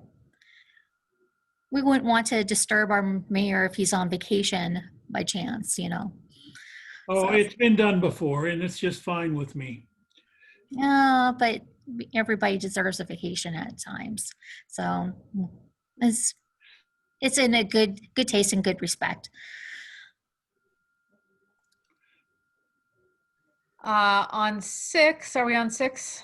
Yeah. I don't want to delete the original language. I feel like it's kind of important. I agree. I agree. Well, I think that first edit where you take out nor is it time to is fine because you can say it's not a time for tasking the city manager or direct the city manager. I mean, that's Oh, yeah, okay. But I mean, not the next sentence there. I mean, the program or policy initiative, we want that in there. We want that to be clear about that. Right? yeah. Yeah, and then again, we don't need consensus because consensus is a subset of majority. Yep. So, Well, I think like when we're talking about consensus during bringing something to the agenda, I mean, a lot of the times we can just kind of do an up or down around the dais and get an Right. idea if there's consensus rather than taking a formal vote on everything also. That's still a majority. It is, it's just a less formal majority. Yeah. But yeah, I hear you. Was that sentence even in there to begin with? I don't think it was even in hang there on, because we let me- already had it. Yeah. Yeah. Bring up my other copy. It was added and it was redundant. So, Page 10. I'm sorry, I'm just bringing up my old copy. I mean, this is talking about one-on-ones. So I don't know that we need to go back to the process of bringing something to a meeting. I mean, that was already kind of covered. And this number 6 is about what you do in a one-on-one, I think. Yeah. So that to me doesn't fit there. Well, actually, that was in our original copy. It says, What? so I'm looking at the original copy that at least I sent. Nor is it time to direct the city manager to implement new programs or policy initiatives or otherwise adding new work to the city manager. That direction comes from the majority decision of the council. So that's what we originally submitted. Oh, I okay. think. Oh, well, I mean, it's fine either way. It is redundant, but it's fine. Yeah.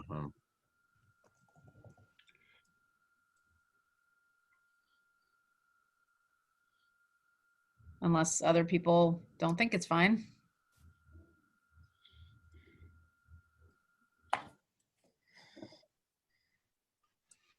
Hello. Yes. Well, I mean, nobody's talking, so are we moving on? I'm ready to move on. So Yeah. 6. did we delete that? It's fine. I tend to lean towards, I'm just trying to not talk too much about this. I feel that the document that was provided had really good substance to it. My edits, as I said, were more streamlining it. And so, since we as a body have chosen this more detailed approach, I have less comment. So I'm very comfortable with moving forward. I lean towards more concise. So in this case, the council direction comes from the council majority decision or consent. If that was added, I would delete it. Would be. Yeah, I agree. The direction comes from the council majority decision or of the council. Or I'm just fine taking leave it that a out. majority council decision, period. I don't have strong feelings about that sentence. I do want to keep the previous one, the programs and policy initiatives. Yeah. Okay.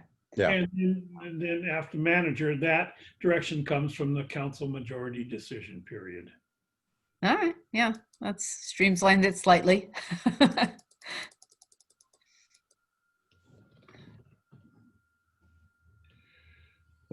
Period after decision. Yeah.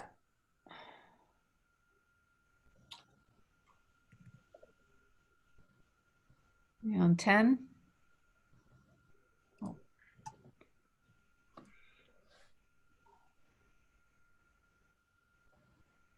Was there an edit here? It was a correction of a capitalization. It was just a simple edit correction or a lowercase I. Okay. Well, maybe staff can look at that. I don't know what. Well, there was a substantive addition made there, the last sentence, starting with Yeah. exception. I mean, that seems awfully specific and kind of outside of what I think we were trying to get at. I don't even know what it means. What respond to councilmember? What is this? What is this about? Respond. Let's see. Oh, wait. Managers- So I'm looking at this and we've got originally it was other than questions, comma, individual requests by council members. So I'm not sure the change to a period and then capitalizing the I actually does change things. And I don't think changes things in a good way. Right. Yeah. So I think reverting back to other than questions, comma, lowercase individual requests by council members should be directed through The collective body of the city council, period. Yeah. Yeah. Yeah, otherwise the meaning is lost. Because other than questions is not a sentence. And then you guys had the exception in there, right? No, that was in one of No. Councilmember Files editions. Yeah. So Okay, it's not in blue. That's why it's, is that necessary? I keep it as tight as possible. I think it's, my suggestion on this was just, my suggestion, I actually on my edit, because I think it almost goes without saying that the city manager is going to respond to us equitably, and that is an expectation. I think I may have actually deleted that. Yeah. So Just city because council, it's such a period. normal. Yeah, that exception is a totally different topic, Right. and it's super specific, continuing ed or events. I doesn't feel like it fits there. Right. Well, So and I would just put a period after city council and remove the rest. I also think that last sentence refers specifically to what's happening in this particular year because of the cuts to travel budget for the city. And so that council trainings budget has been cut in a way that we hadn't seen before. And so that's creating some different scenarios that we probably won't have another couple of years, Right. hopefully, when things return to whatever normal is. Yeah. Right. Because before we just said, hey, I want to go to X, Y, and Z. And as long as it fit under city business and made sense, we went to X, Y, and Z. Right. Yeah. Most That's- notably yeah. NLC trainings, that sort of thing. Right. So, I'm looking at maybe my original document might go back too far. So I think what my edit was interact with other public agencies to accomplish city council priorities and policies. That was period. I think that was in the original. And then 10, respond to council member questions and concerns equitably. I think that seems, I think the original form on that met our needs. I don't understand the additions. Yeah. I mean, don't I want could, to bring this out by saying this when I see it, but this one I like it. I think respond to council member questions and concerns equitably, period. And I think it's clear what is expected there, because this is what the city manager's role is. I We kind don't of need to agree talk with about Councilmember our O'Keefe on are. that. yeah, I I'm just- fine with that. I think that makes a lot of sense. Yeah. Thank you. So we're deleting everything after equitable. Okay. That makes sense. Makes Yep. sense.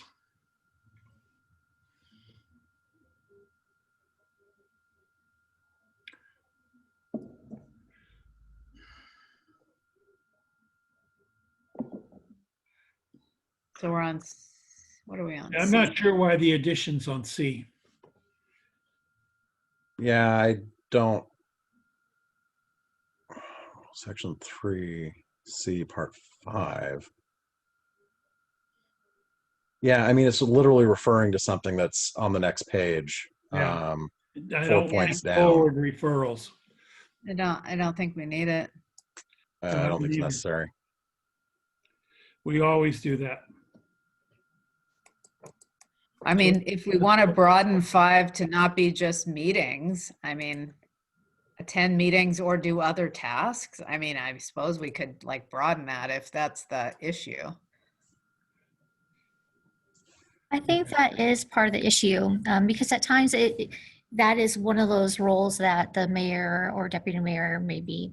I mean, we could also say ceremonial things. Like the only other thing I've gotten roped into since becoming deputy mayor outside of running meetings was, ribbon cutting, which was a lot of fun.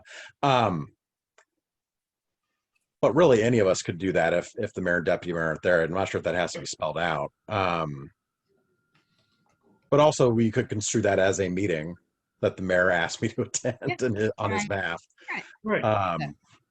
Yeah. I think it does also help keep with the consistency and the clarification that we are a council of the whole, really, and we have an appointed mayor and appointed deputy mayor. And so being that as it may, there are times when I know I've been requested to to join a committee, for example, and it's a wonderful honor to get that recommendation. And so very much appreciated. But that being said, you know, what happens when the mayor's plate is full, or what happens if we are down a member and we need to delegate? I think delegating with clarification is appropriate. We wouldn't want, you know, a council member to overstep their role as well. So does five not cover that though, I guess is the question, because it kind of looks like it does. I think 5 covers it. I like the original for number 1. I think it's clear because it's really just stating what that role is. So I think 5 covers it. I feel like the expanded language, I feel like we should, A5 covers it. I think the delegation of authority or assignment of responsibilities is clear already. Yeah, I'm kind of leaning that way. Yeah, so let's go ahead and remove Scrolling. that addition. Can you go up to the top of that section? Right there. Yeah. So should we add "and deputy mayor," or is this really more about the mayor? I prefer it to be the mayor role. I Mayor. also have It's edit. been- and it does- And that's where I do disagree. And the reason why is that we have an appointed mayor and appointed deputy mayor role, and we don't really have definitions defining the deputy mayor's role. That being said, because we appoint our mayor and our deputy mayor the honor of service to our council or the whole, or to perform certain duties as well as running meetings, I think it may be an appropriate place to add deputy mayor there, because we do not otherwise define the deputy mayor's role, even though it's rather defined in Robert's rules. I would suggest that we have a second section for deputy mayor, or allow Robert's rules to carry that. Yeah, I would go with Robert's rules. I would too. And But, I mean, I'm open to certainly adding a section for deputy mayor. I mean, But I mean, these things have been, since the city's been in existence, it's always been the deputy mayor functions in the role, in the absence of the mayor. and I'm sorry. Question. I mean, that's just the way it is. And I have a minor edit. Conduct and facilitate feels redundant to me. I prefer just facilitate or conduct. I think facilitate is the right word for meetings. Yeah, I think the job really is to facilitate. Yep. Okay, Don't that's need good. both. So Okay. the next substantive edit and next really real edit is under F3 on page 13. It looks like Councilmember File wants to make it so that folks can apply to be on the council after only living in the city for 1 year instead of 2 years. That's definitely a substantive change. So that's something we should discuss. Yeah, absolutely. And I think the 2-year period is fine. I don't see anything wrong with that. Yeah, I'm fine with it too. It does, the 2-year language does not match our county or state language. Elections, King County elections, Washington State elections. So in keeping with our state language, I think it's appropriate. I mean, I think if somebody wants to run for office and they've lived in the city for a year and 1 day, they should be able to make that case. But I think it's different when you're appointing somebody. Yeah, exactly. It just feels very different. If they want to go out and do the work and, you know, do all of that after having lived in the city for a year, that's fine. But I mean, I just couldn't see myself taking anybody seriously for an appointment who's only been in the city for, you know, a year and a half. That just, it doesn't feel like there's enough investment. But that's just for me as far as what I would do is with appointment decisions. So I am more comfortable with the 2 years myself. And I agree with appointments. Yeah, a year and a half is just not long enough to get to understand the city and that. So I agree with 2 years. I do hear you out, and I'm just going to make one more attempt. There are opportunities and times when people move into communities and they can be discarded, and more likely to be discarded if they're diverse members of the community. And it's not uncommon for somebody who's running for an appointment to move into a new area. And our founding fathers have been good planners and guiders, and I trust our Washington State Secretary of Elections here and our state law, and I trust our King County guidance. Of course, with any appointment process, a council goes through what they would prefer or desire in the applicant process. That being said, I think that's where preference may be. I prefer that we stick with our state and county language, considering I wouldn't want to be opposed there. Also, I think it's a healthy way to be not out of step with state or county language when it comes to the fairness of applying to an appointment process. May I add something for this one? I Yes, guess my question would be, what's the purpose of the 2-year requirement? Is it an actual test of commitment or qualification in this case? Because I think in general, we should try to be more inclusive instead of exclusive. And if the ultimate decision is left to the council, then would it hurt for this to be a 1-year requirement? I mean, it is possible we could have someone who lived in Briar, Bothell, Lake Forest, Kirkland, very close by for a long time, who's very familiar with our city and who is also very active, and then moves into our city, right? So if the ultimate decision is with council, this would just make it more, cast a wider net, allow more qualified people to at least be considered. I don't have strong feelings either way, but I Yeah, can't guess imagine. this last appointment that we just went through, we had some extremely qualified people with the 2-year requirement.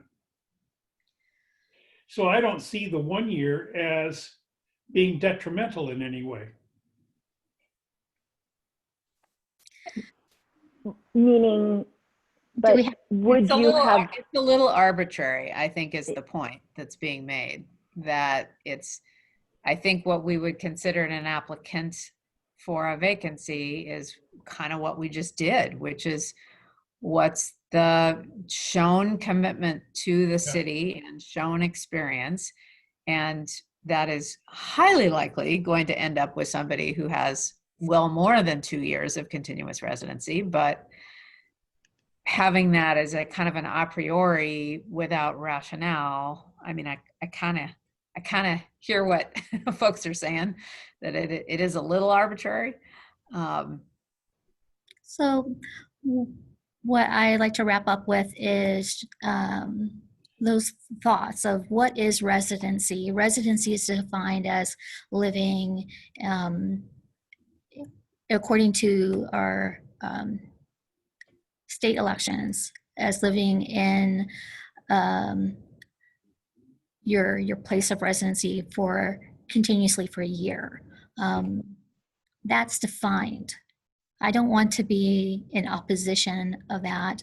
I also know that there is greater reasons to look at diversity, equity, inclusion. And this is a very serious issue with the state and the county. They do fight to defend that. So I want to fight for our community. You know, we have amazing people who move into our community, and not that there's this possibility on the horizon, but I certainly wouldn't want to limit diversity, equity, and inclusion. Nor would I, but we are talking about an appointment process. That's right. They want to elect, then they certainly can run for office. And that 1 year requirement comes into play. But we are talking about appointing without the vote of the people. We are making the decision for the people. When So government we'll takes have some commitment to the community. when government takes action to put opportunity barriers in place, that furthers inequities. That's what we're talking about here. And at this point, we're just talking about the application process. Right. For appointment only. Right. Right. There's going to be other qualifications. I think Angela's, Councilmember Kugler, her point is, I don't know. I think it's well taken, but I mean, I think there's something there. I'm actually not sure if running for office in the state requires you to live in any place any longer than it takes to be registered to vote at a place. I don't think it requires any sort of extended residency to run for state house or something like that. I'm actually digging around right now. I can't find anything, but you know, I know people that have district shopped running for house. And they ran after living in a place for a few months. But again, they had to make their case to the voters. They weren't getting appointed to the seat. I mean, I don't want to debate this particular thing all night. I can go either way with it, I think. Because I do think that Councilmember Kugler and Councilmember File made some points there. I don't see myself supporting somebody who's only lived in the city for a little bit, but you know, that's fine. If it's just the application process, let them apply, I guess. it's similar to how we think about applications for jobs that, you know, some people put in the application process, in the application, that you have to have like a master's for something. And that kind of thing has been questioned for DEI reasons over the last, you know, decade or so. And so, you know, it's sort of, you know, you just want to really analyze, you know, are we putting up a barrier that's potentially arbitrary? You know, I mean, we're not going to probably select a person with very, very little city residency, but does that mean they couldn't apply? Right. And Yeah, so that, yeah. I tend to agree with what Councilmember Shrevenick just said, and where the direction the conversation has gone. I'm comfortable with 1 year. I think it is somewhat arbitrary, and we, the council, when we appoint, are responsible for selecting the best applicant for the position. So I'm okay with 1 year. Councilmember Marshall. Finally got my mute button, or my cursor to move. My cursor was frozen earlier, so I couldn't unmute. But it's all good to go. You know, I suppose since it's only an application, I could go with that if we're talking about trying to get the most qualified candidates. I have a strong inclination actually in favor of more residency in the city, because I grew up here and I've seen nothing in to a large extent, but many folks, you know, moving in, all we've seen is the place grow. All we've seen is the place, more and more housing get built, more and more people move in. And oftentimes, you know, the ideas can be great and can be wonderful. Other times, it's clear to me that some folks are approaching things from a completely different perspective than what we know and what is good for preserving the environment, for instance, here in Kenmore. And I'd be wary about somebody just moving in from an entirely different situation or even alignment. And I definitely feel strongly about that. But anyway. Thank you for your input. I really appreciate the wide discussion we've had on this issue. And I know that retired veterans and military personnel after they've conducted their service are often at a greater disparity when wanting to enter government, when greater barriers are in place. And as we know, military personnel tend to move a little bit more frequently. All right, we on 7? Well, it seems like you're sort of split on this. So maybe if I can ask for a show of hands with a finger, 1 or 2. Oh, I'm fine with 1 year. Everybody's That's fine. with 1 year. Perfect. Okay. We're good. Yeah, we're good. Oh, hey, can I ask you about the question above really quickly? Sure. City clerk's office shall prepare and submit the advertisement to the newspaper of record, which is the Seattle Times, but it says courtesy copies to all local newspapers. You know, with social media and the website being a pretty good medium to disperse information, do you want this? Because we pay by the word. Yeah. The I only think we thing need it. would be the Bothell Kenmore Reporter. Yeah. Right. So specifically, maybe I'll just add that one. Okay. Yeah, I don't think we should go to others. Yeah, we don't need to go to the Woodinville Weekly. Yeah. Okay. Okay. Local newspaper. Kenmore local newspaper. Hyper local newspaper. Yeah. Super, Yeah. exactly.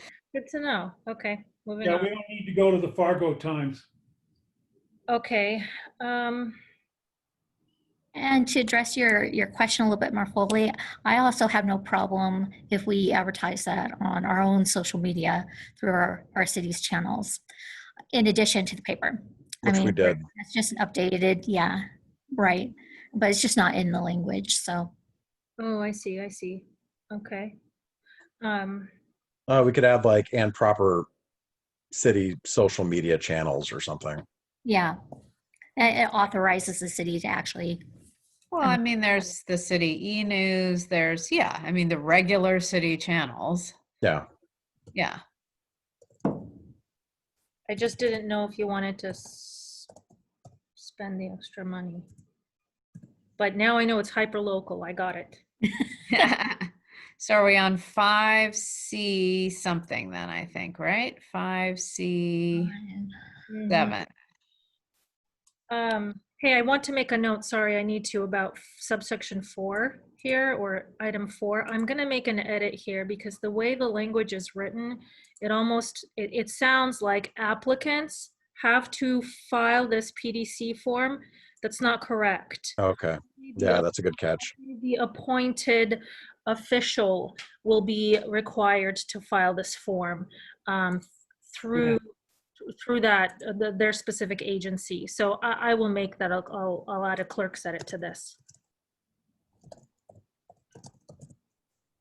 Good point.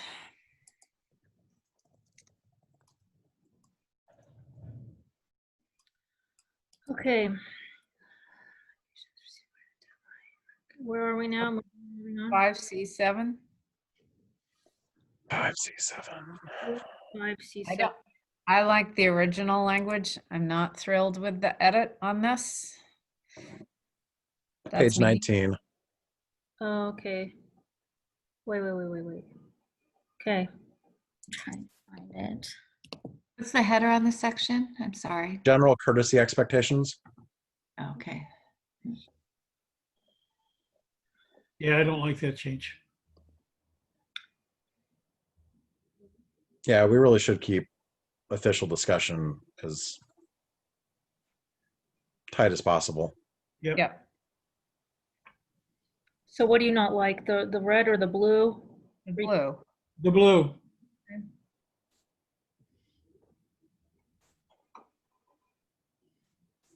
Stop me if I'm, taking out the things you don't want out. No. I guess the difference then would be if somebody is confused, they can ask the question or raise a point of order or point of information. Yeah. If Roberts would cover that. Yeah. Yeah, I mean, I think that sentence stands on its own and with a period after the word order. Yeah, I thought so. Yeah, And what of this? don't need it, I don't think. Do we? No, I don't know. I think end at order. Yeah. And I don't want to cut 9. Yeah, I don't either. So No. I do want to address this a little bit because how it comes across, and I think that it should be better worded, but at every level of government, anytime we have an advancement in diverse members of the community being elected to office, they are acknowledged and it's recognized. It's a little part of our history, but one of the ways you reduce in other people in history is by not mentioning them and not recognizing them and not recognizing our own history. I wouldn't want to be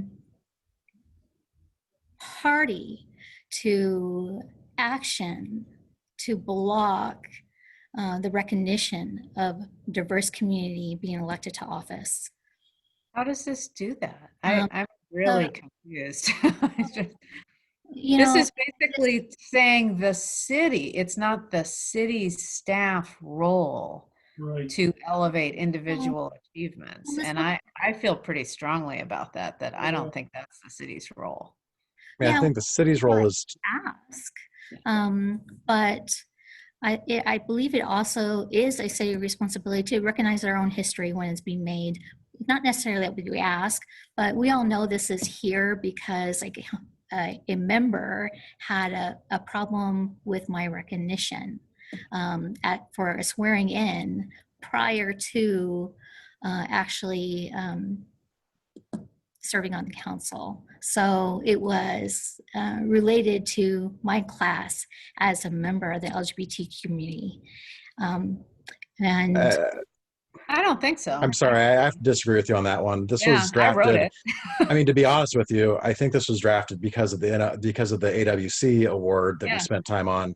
Right. I mean, others of us have, gotten recognitions from NLC classes or whatever, but to take up council time and to take up staff time advertising an individual thing like that is not how I think a lot of us view what the staff should be doing. There's a difference when the city gets an award, like what are some of the awards we get? When we get those Like the citywide awards, countdown. we need to Yeah. celebrate those. But individual council members, getting a certificate, I don't think personally that is something that the staff should be working on. Individual council members should, of course, go and tell people in their own ways if they want to. But I don't think that it is something that staff time and council meeting time should be spent on personally. And if the award I is have- not I enough, appreciate the that. organization What will I'd write like the to- question for you.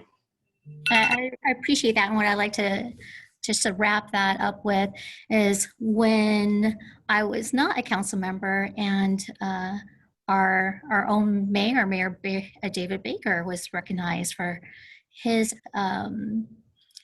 advanced certificate of municipal leadership. I was very proud of him as a community member, and it was really nice to celebrate him. I'm kind of mystified by that because I was awarded that certificate in 2004.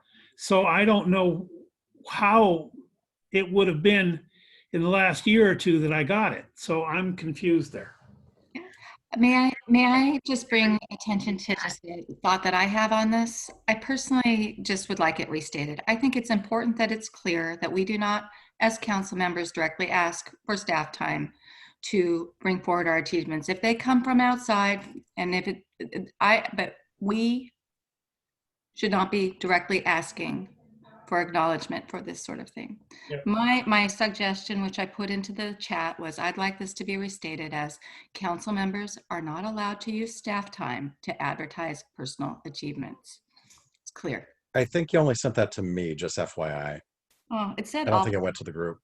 Oh. Oh, okay, I there it got is. something in Sorry. the chat too. I haven't looked Right. at it. I just, My computer is just it's doing the thing that a number of our computers do, which is I have no video now, so I don't know what you're seeing. So I can't see you and you can't see me. I think it's appropriate for us to put that because I recognize what Councilmember File said about acknowledging achievements and that sort of thing, but I think we should not be directly promoting ourselves through the staff and public funds like that. I mean, I think what What you said, Melanie.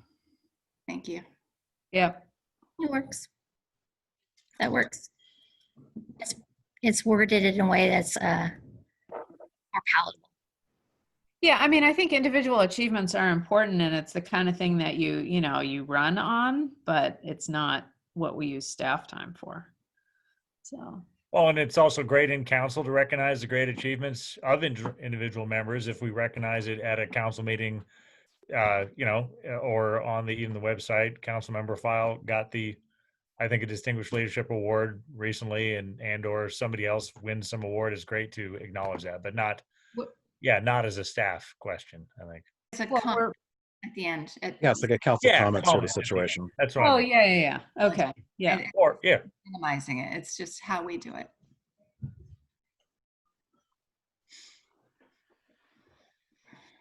That works. Okay, is there anything else? It goes way down to way down now, right?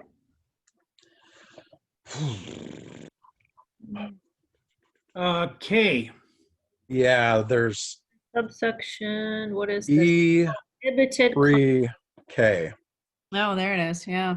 Page is at 21. Yeah, page 22 is where I'm seeing it. Yep. 20, 22 and the top and the bottom of and the top of There it is. 23. yeah.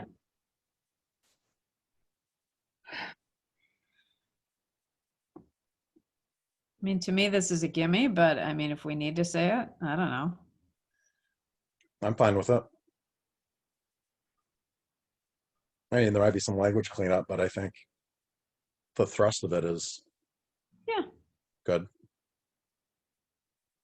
If anything, Yeah. Language. I would just, that word discouraged is too weak. Yep. I think prohibited would be a better word. Or Oh, yeah. Or shall not engage. Yeah. Shall There not. But then that becomes one person's opinion, so it needs to be quantified somehow. Yeah.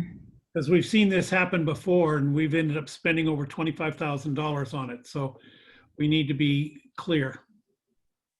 Well, That's clear.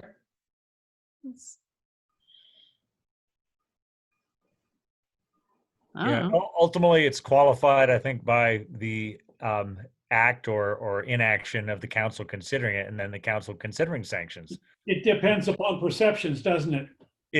Ultimately it's up for a council consideration.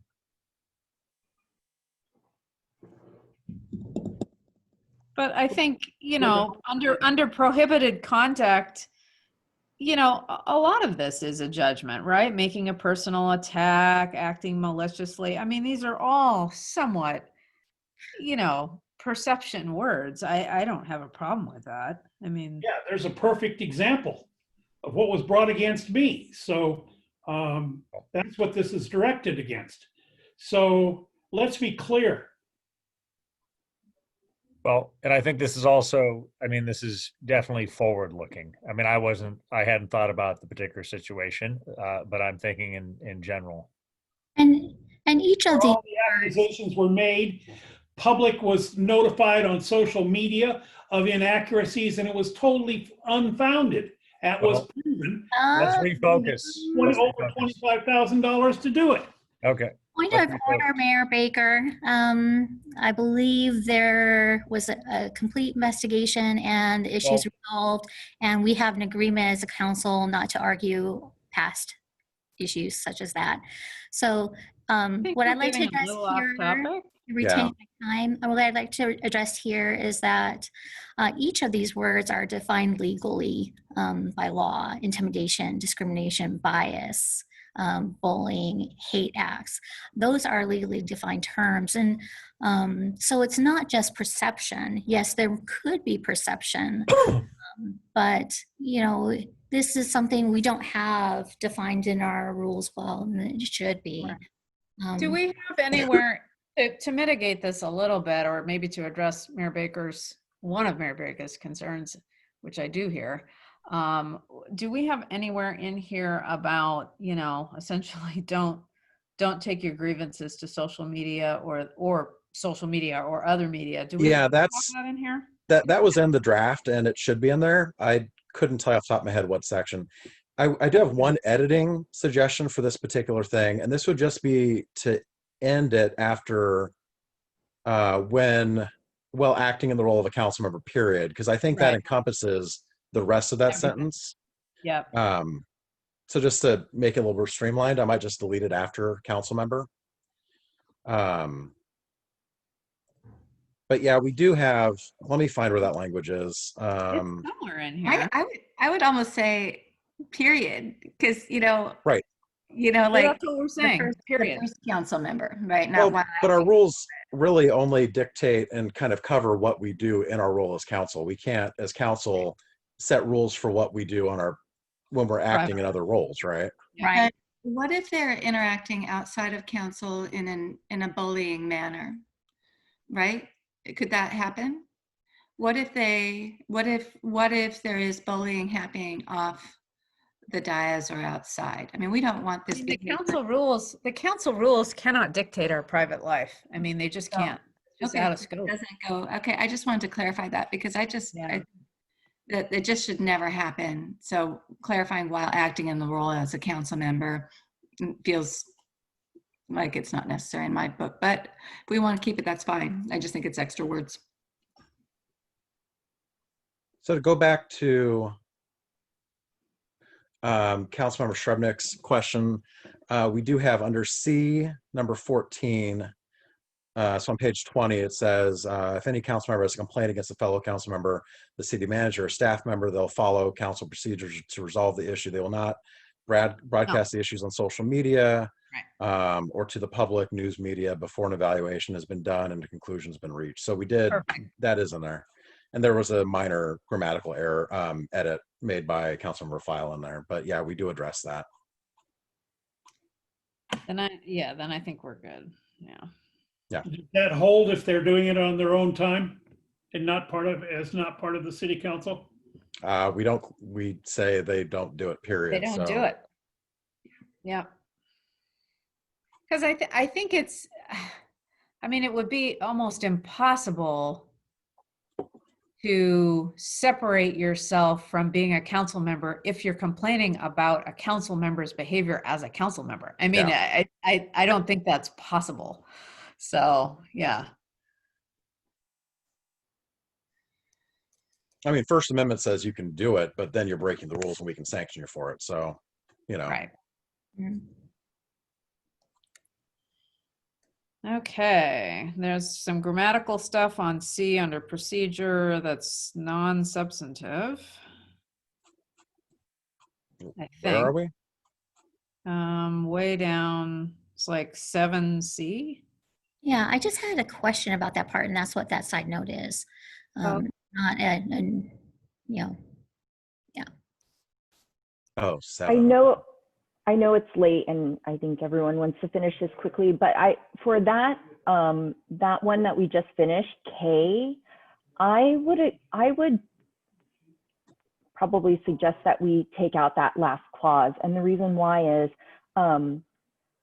for what you all said, like, how do you distinguish when they're acting in the role of a council member or not? Like, if this happens on Facebook Messenger, for example, someone could say, well, I bullied or I intimidated them, but I was just a citizen. Like, how would we separate that? And I see this in Title IX cases a lot when things happen in the background, like separating people's behaviors on campus versus off campus, for example.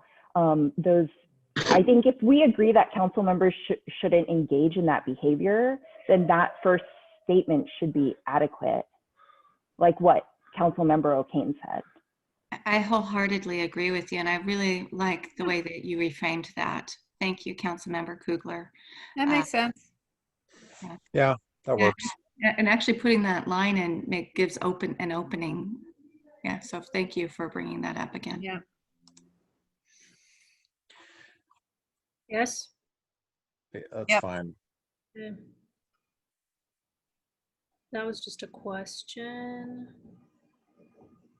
Is Did there that question get something, answered? was there something in that question though that Yeah, we, there was something in the question. It says, are there any options to this rule, considerations for medical emergencies or a car breaking down?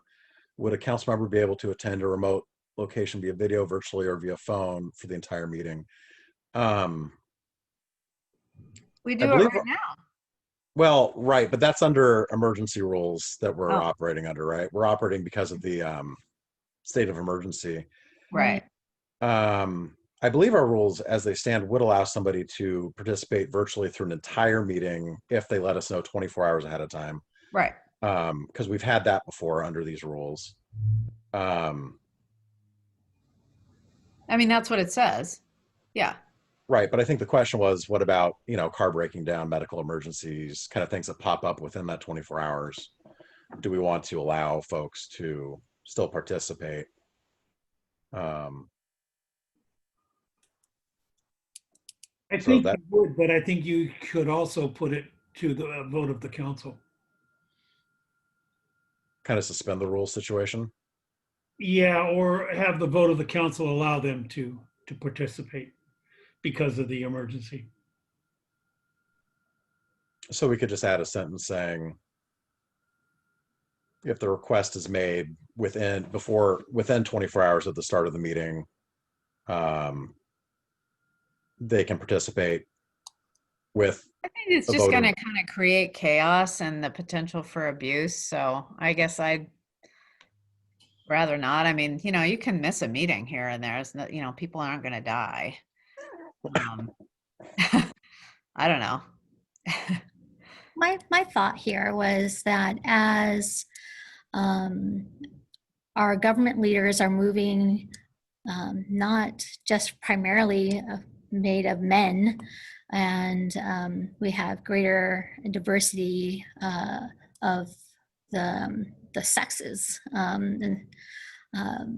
that there are different things that occur. So I'm thinking about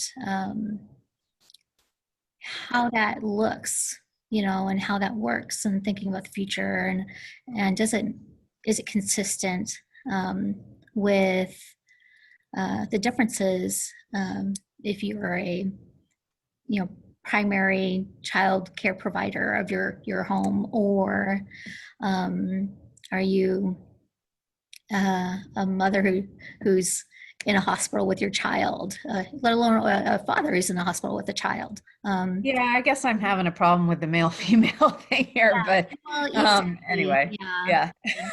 Just sexes I think if you're a works. responsible council member, you know what your role is and you can figure it out.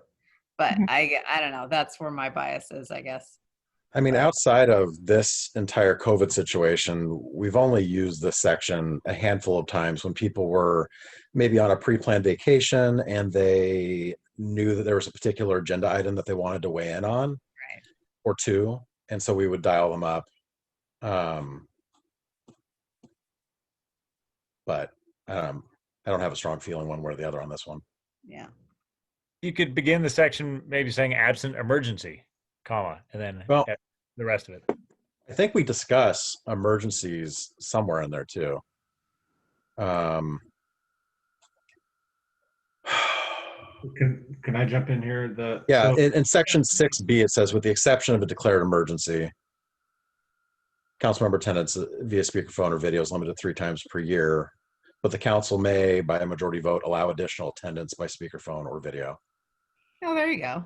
So that Well, that covers it. doesn't get us around the 24-hour rule. Right. Oh, right. That gets us past the, I missed 3 meetings, now I got to miss a 4th. That doesn't get us to, I'm stuck in Tukwila with a broken down car on the side of I-5, and there's something that I really want to weigh in on the, you know, on my speakerphone or whatever, right? Right.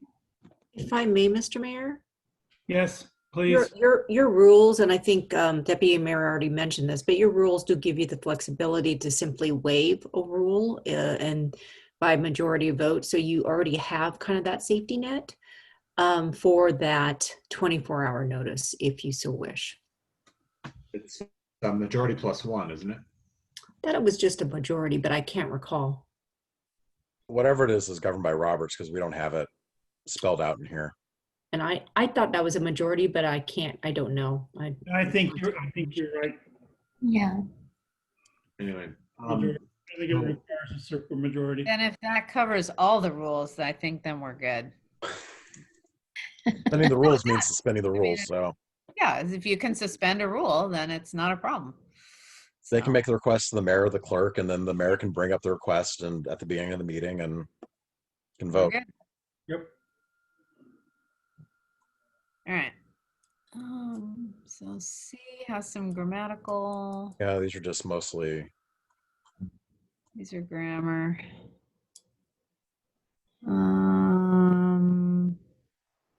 So that's it. All right. Looks like. Yeah, well, you got some titles inserted there. Yeah, but that's just grammar stuff. Yeah. There's a number of areas where we don't have titles, so. That's something that staff can figure out on a formatting, kind of Yeah. how that reads. Yep. Yeah, so that's it. So my understanding is I thought we had said we were tabling the preamble to the retreat, but I just learned today that we won't have time in the retreat. No, we won't have. Which is a bit of a problem. So I guess I would, maybe if staff's working on this, they can flag anything in the preamble that isn't explicitly covered in the rules. And I think there may only be a couple of points like that because I think it's mostly concept, but I do see a couple points that may not be explicitly covered elsewhere. So Yeah, I'd be happy to share my edits. I thought that we were discussing this in the retreat and that we had fully agreed to it as a place for us to state our values. Yeah. I thought we were going to commonly agree on them. It's okay if we don't. I'm okay with striking the preamble altogether. That's how I felt about it. But my edits were very simple. I did email them to council, but they were just removing number 1. Number 2, just making number 2 council direction. Council direction comes from the council dais. Period. Council decides policy direction, the what, while the city manager determines the operational enactment of policies. And then number 4, I edited down council direction on workload and priorities is established at 2 times per year at budget adoption and at the retreat. And I think there were some things that were important in the preamble that I'm open to discussing, but I really felt strongly about we should be in alignment on what we're putting there. And I felt that, yeah, so anyway, I'm okay with it. I personally am okay with striking them, but there were a few things that I think are important. Like, I do think all of it's included in the text, but I'm sorry, I know we're getting late and I'm starting to speak too much. It was just an area that I felt pretty strongly about. I concur with Councilmember O'Kane. I don't think a lot of this verbiage is needed. I think the sentiment in 5ABC or 5AB, we don't need C because that's redundant, but 5AB, I mean, I don't think we express that elsewhere, and that is kind of important. I don't know that it needs to be called out in that many words, but it's pretty important. And I guess I do feel like, again, I think we've covered it, but I think the value statement of number 1 is still important. That, again, it could be totally condensed, but we're not 7 individual. I mean, we are at some level, but the council act as a collective, and we don't. you know, the individual credit recognition is not set out, you know, I mean, somehow that needs to be captured, I guess. I don't know. I feel strongly about that, but I agree with you on the rest. And I guess I'd like to keep something around 4, but I think we've covered it elsewhere, maybe potentially. I think also number 2. Yeah, is- she kept 2. Yeah, I see a lot of scratches outs there, so I don't think that portion on 2 that's scratched out should be. Oh, well, yeah, I wasn't prepared to talk about this tonight because I thought we're going to push it out. So that's just a little of my Well, concern. we certainly can talk about it at another council meeting. We don't have to discuss it tonight. It's Yeah. just, there won't be I'd like- time at the retreat.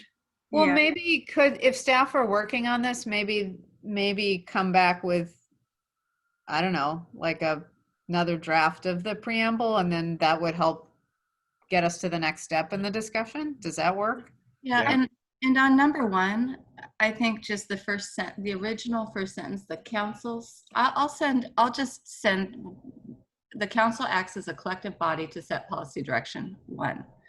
2, it's almost the first sentence in 1, 2, and 3 seems to capture.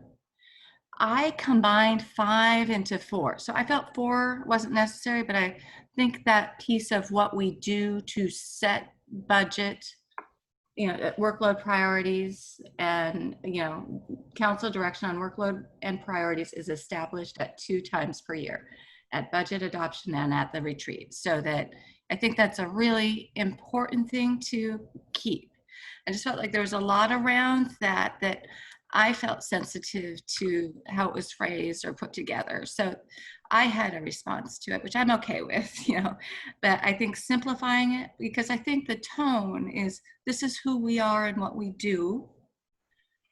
And I think that can be captured in short sentences, and these are who we are. But I did like the concept, and it wasn't my original concept, that we as a body set council values, high level values. This seems like a shortcut to that, which is fine. It's not quite values, it's kind of what we do or how, you know, but you know, that's just, and so I'm getting in ramble again, so I'm going to stop here, but that was my perspective. I'll go ahead and do my little copies and put in the notes for Ms. Warhol, just to see my idea. I'm going to take my edits into a different view so I can copy them easily. So thank you. Hey, Number 1, in some form should stay. Yes. Preamble. I'm happy to do what Councilmember Srebnick said. Staff can take another stab at it. I think I've gotten enough feedback that I think I know what you guys want. There is one thing I wanted to just address in number 2, and the reason why I recommended that is that we do and are allowed as council members to consult other colleagues, to collaborate, and then bring things forward to the council. It's the same is true with whether it's policy program or a proclamation or a resolution for that matter. So I wouldn't want to sway away something that's so important to our ability to be able to collaborate and work together as team members. And if we're going to have a really effective council and make good use of our time, we need to be. I interpreted 2. We should probably clarify this. I interpreted 2 as the council direction to staff. Yeah, that's how I was reading it. But I think we were reading that because this was language that we got from the city manager also. Right. And going back to what Councilmember Shrubnik said earlier, like 2 or 3 bits ago, I actually think if we have these, I don't necessarily think that we need a preamble per se, but I think if each of these parts is embedded elsewhere in the rules, then I think we're probably okay.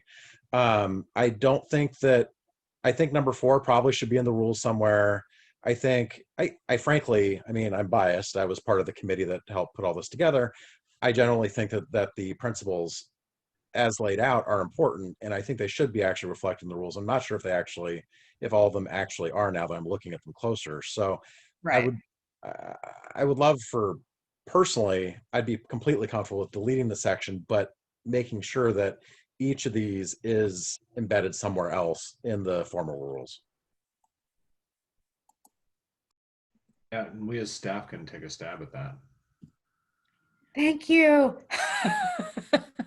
I put my synthesized pieces in the comments just for reference. So just wanted to make sure the city attorney is aware that Councilmember O'Kane is sending the chats or some comments via chat. Yes, understood. Please do not reply to all. And then we'll need to save those digital public records.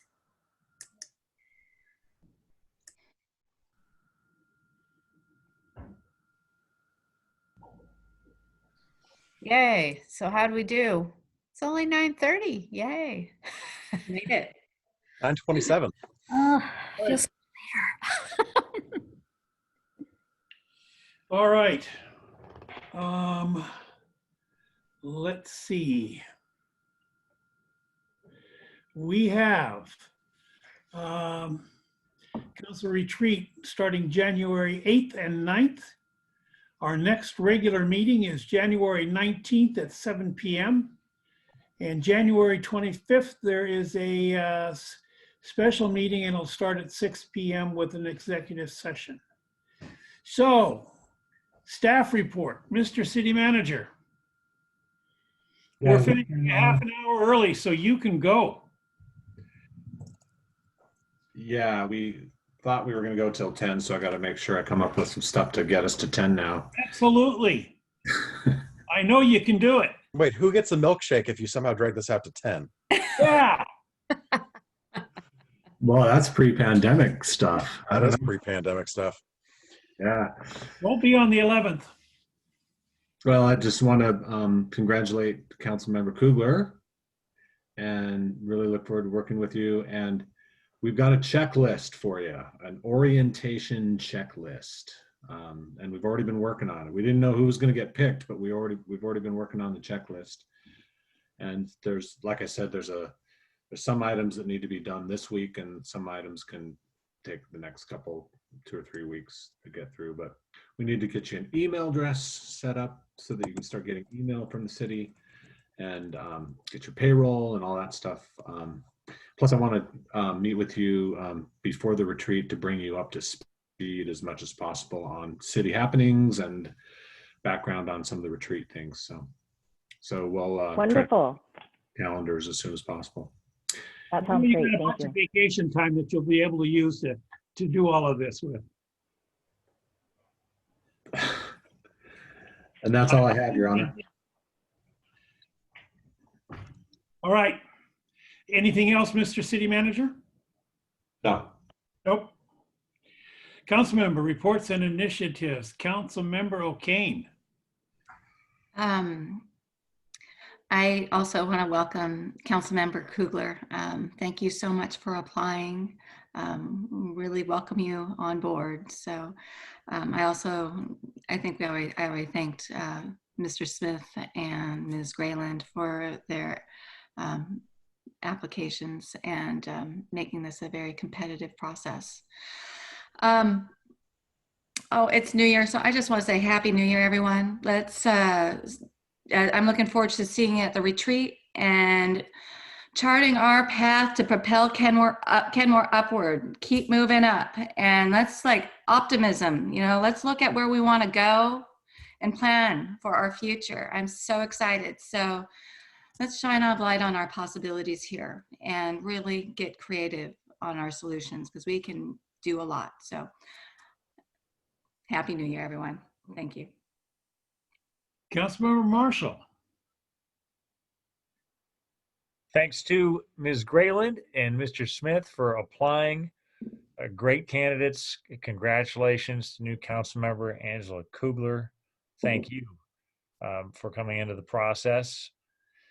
And I want to thank all the members of the council this evening, everybody, for getting us through and rewriting or looking at our rules and our conduct. I think that's an achievement. I think we did it. And in the light of this, hopefully a better year ahead, I'm going to have to quote J.R.R. Tolkien somewhere in there, or maybe it was just the movie Lord of the Rings. I don't know, but it's the good quote is, "There is always hope." There is indeed. That's what keeps us going. Councilmember Kugler, is there anything you want to say? Well, I'm excited. This is a great way to start off a brand new year. And I'm looking forward to working with all of you. And I think Kenmore has been on this great trajectory, and I'm super thrilled for it to be a model city in every regard, and working with all of you to lead it there. So I'm excited. This was a great first meeting. I'm glad we got those rules done. Yes, indeed. And thank you for the warm welcome from all of you. Councilmember Shrevenick. Well, I don't have too much. I'm excited to be working with our brand new council member, and I'm super glad we got through our rules. I did have one little question, and maybe everybody else has this, but I didn't, or I don't. For the retreat, it said there was all these documents. Do we have all those documents? Did I miss them? I don't have them. But there was like 10 documents listed. Anyway, that was my only question. I have nothing else. Happy New Year. There's like a notebook, and this is just different this year. Councilmember Marshall, I did get you, right? I didn't pass you by. Okay. Wanted to make sure I didn't do that. Councilmember File. Oh, thank you, Mayor Baker. Ms. Kruger, Councilmember Kruger, I really am excited that you have joined our ranks. We and Kenmore is so lucky to have you serving our community. So I'm excited to work with you at the council retreat. It's very exciting to explore and imagine our possibilities and our potential. And yeah, I think you're going to enjoy the process. I want to thank all the people who applied for the application process. Your faith in our community and commitment is appreciated. And lastly, I do want to,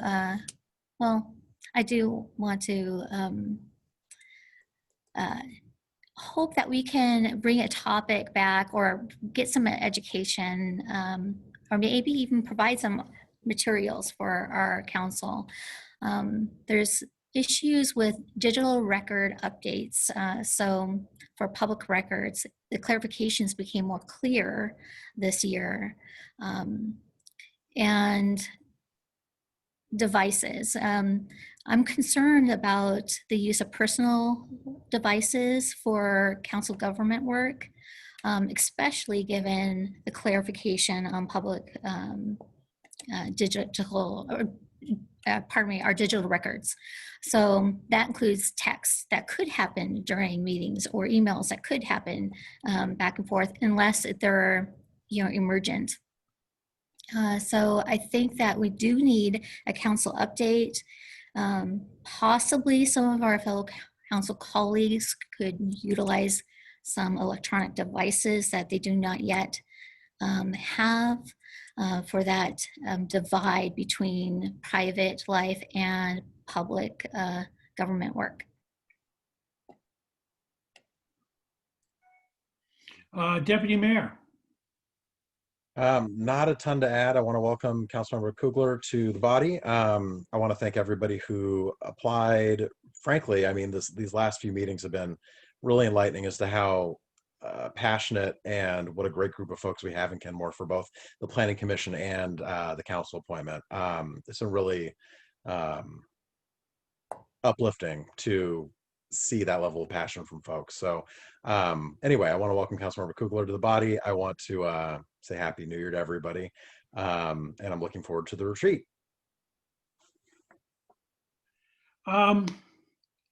There's a little bit of stuff going on with the city and some of the contacts we have. Rachel Smith, the former chief of staff with Dow Constantine, has accepted a new position at the Seattle Chamber. It's nice that we will continue the relationship with her.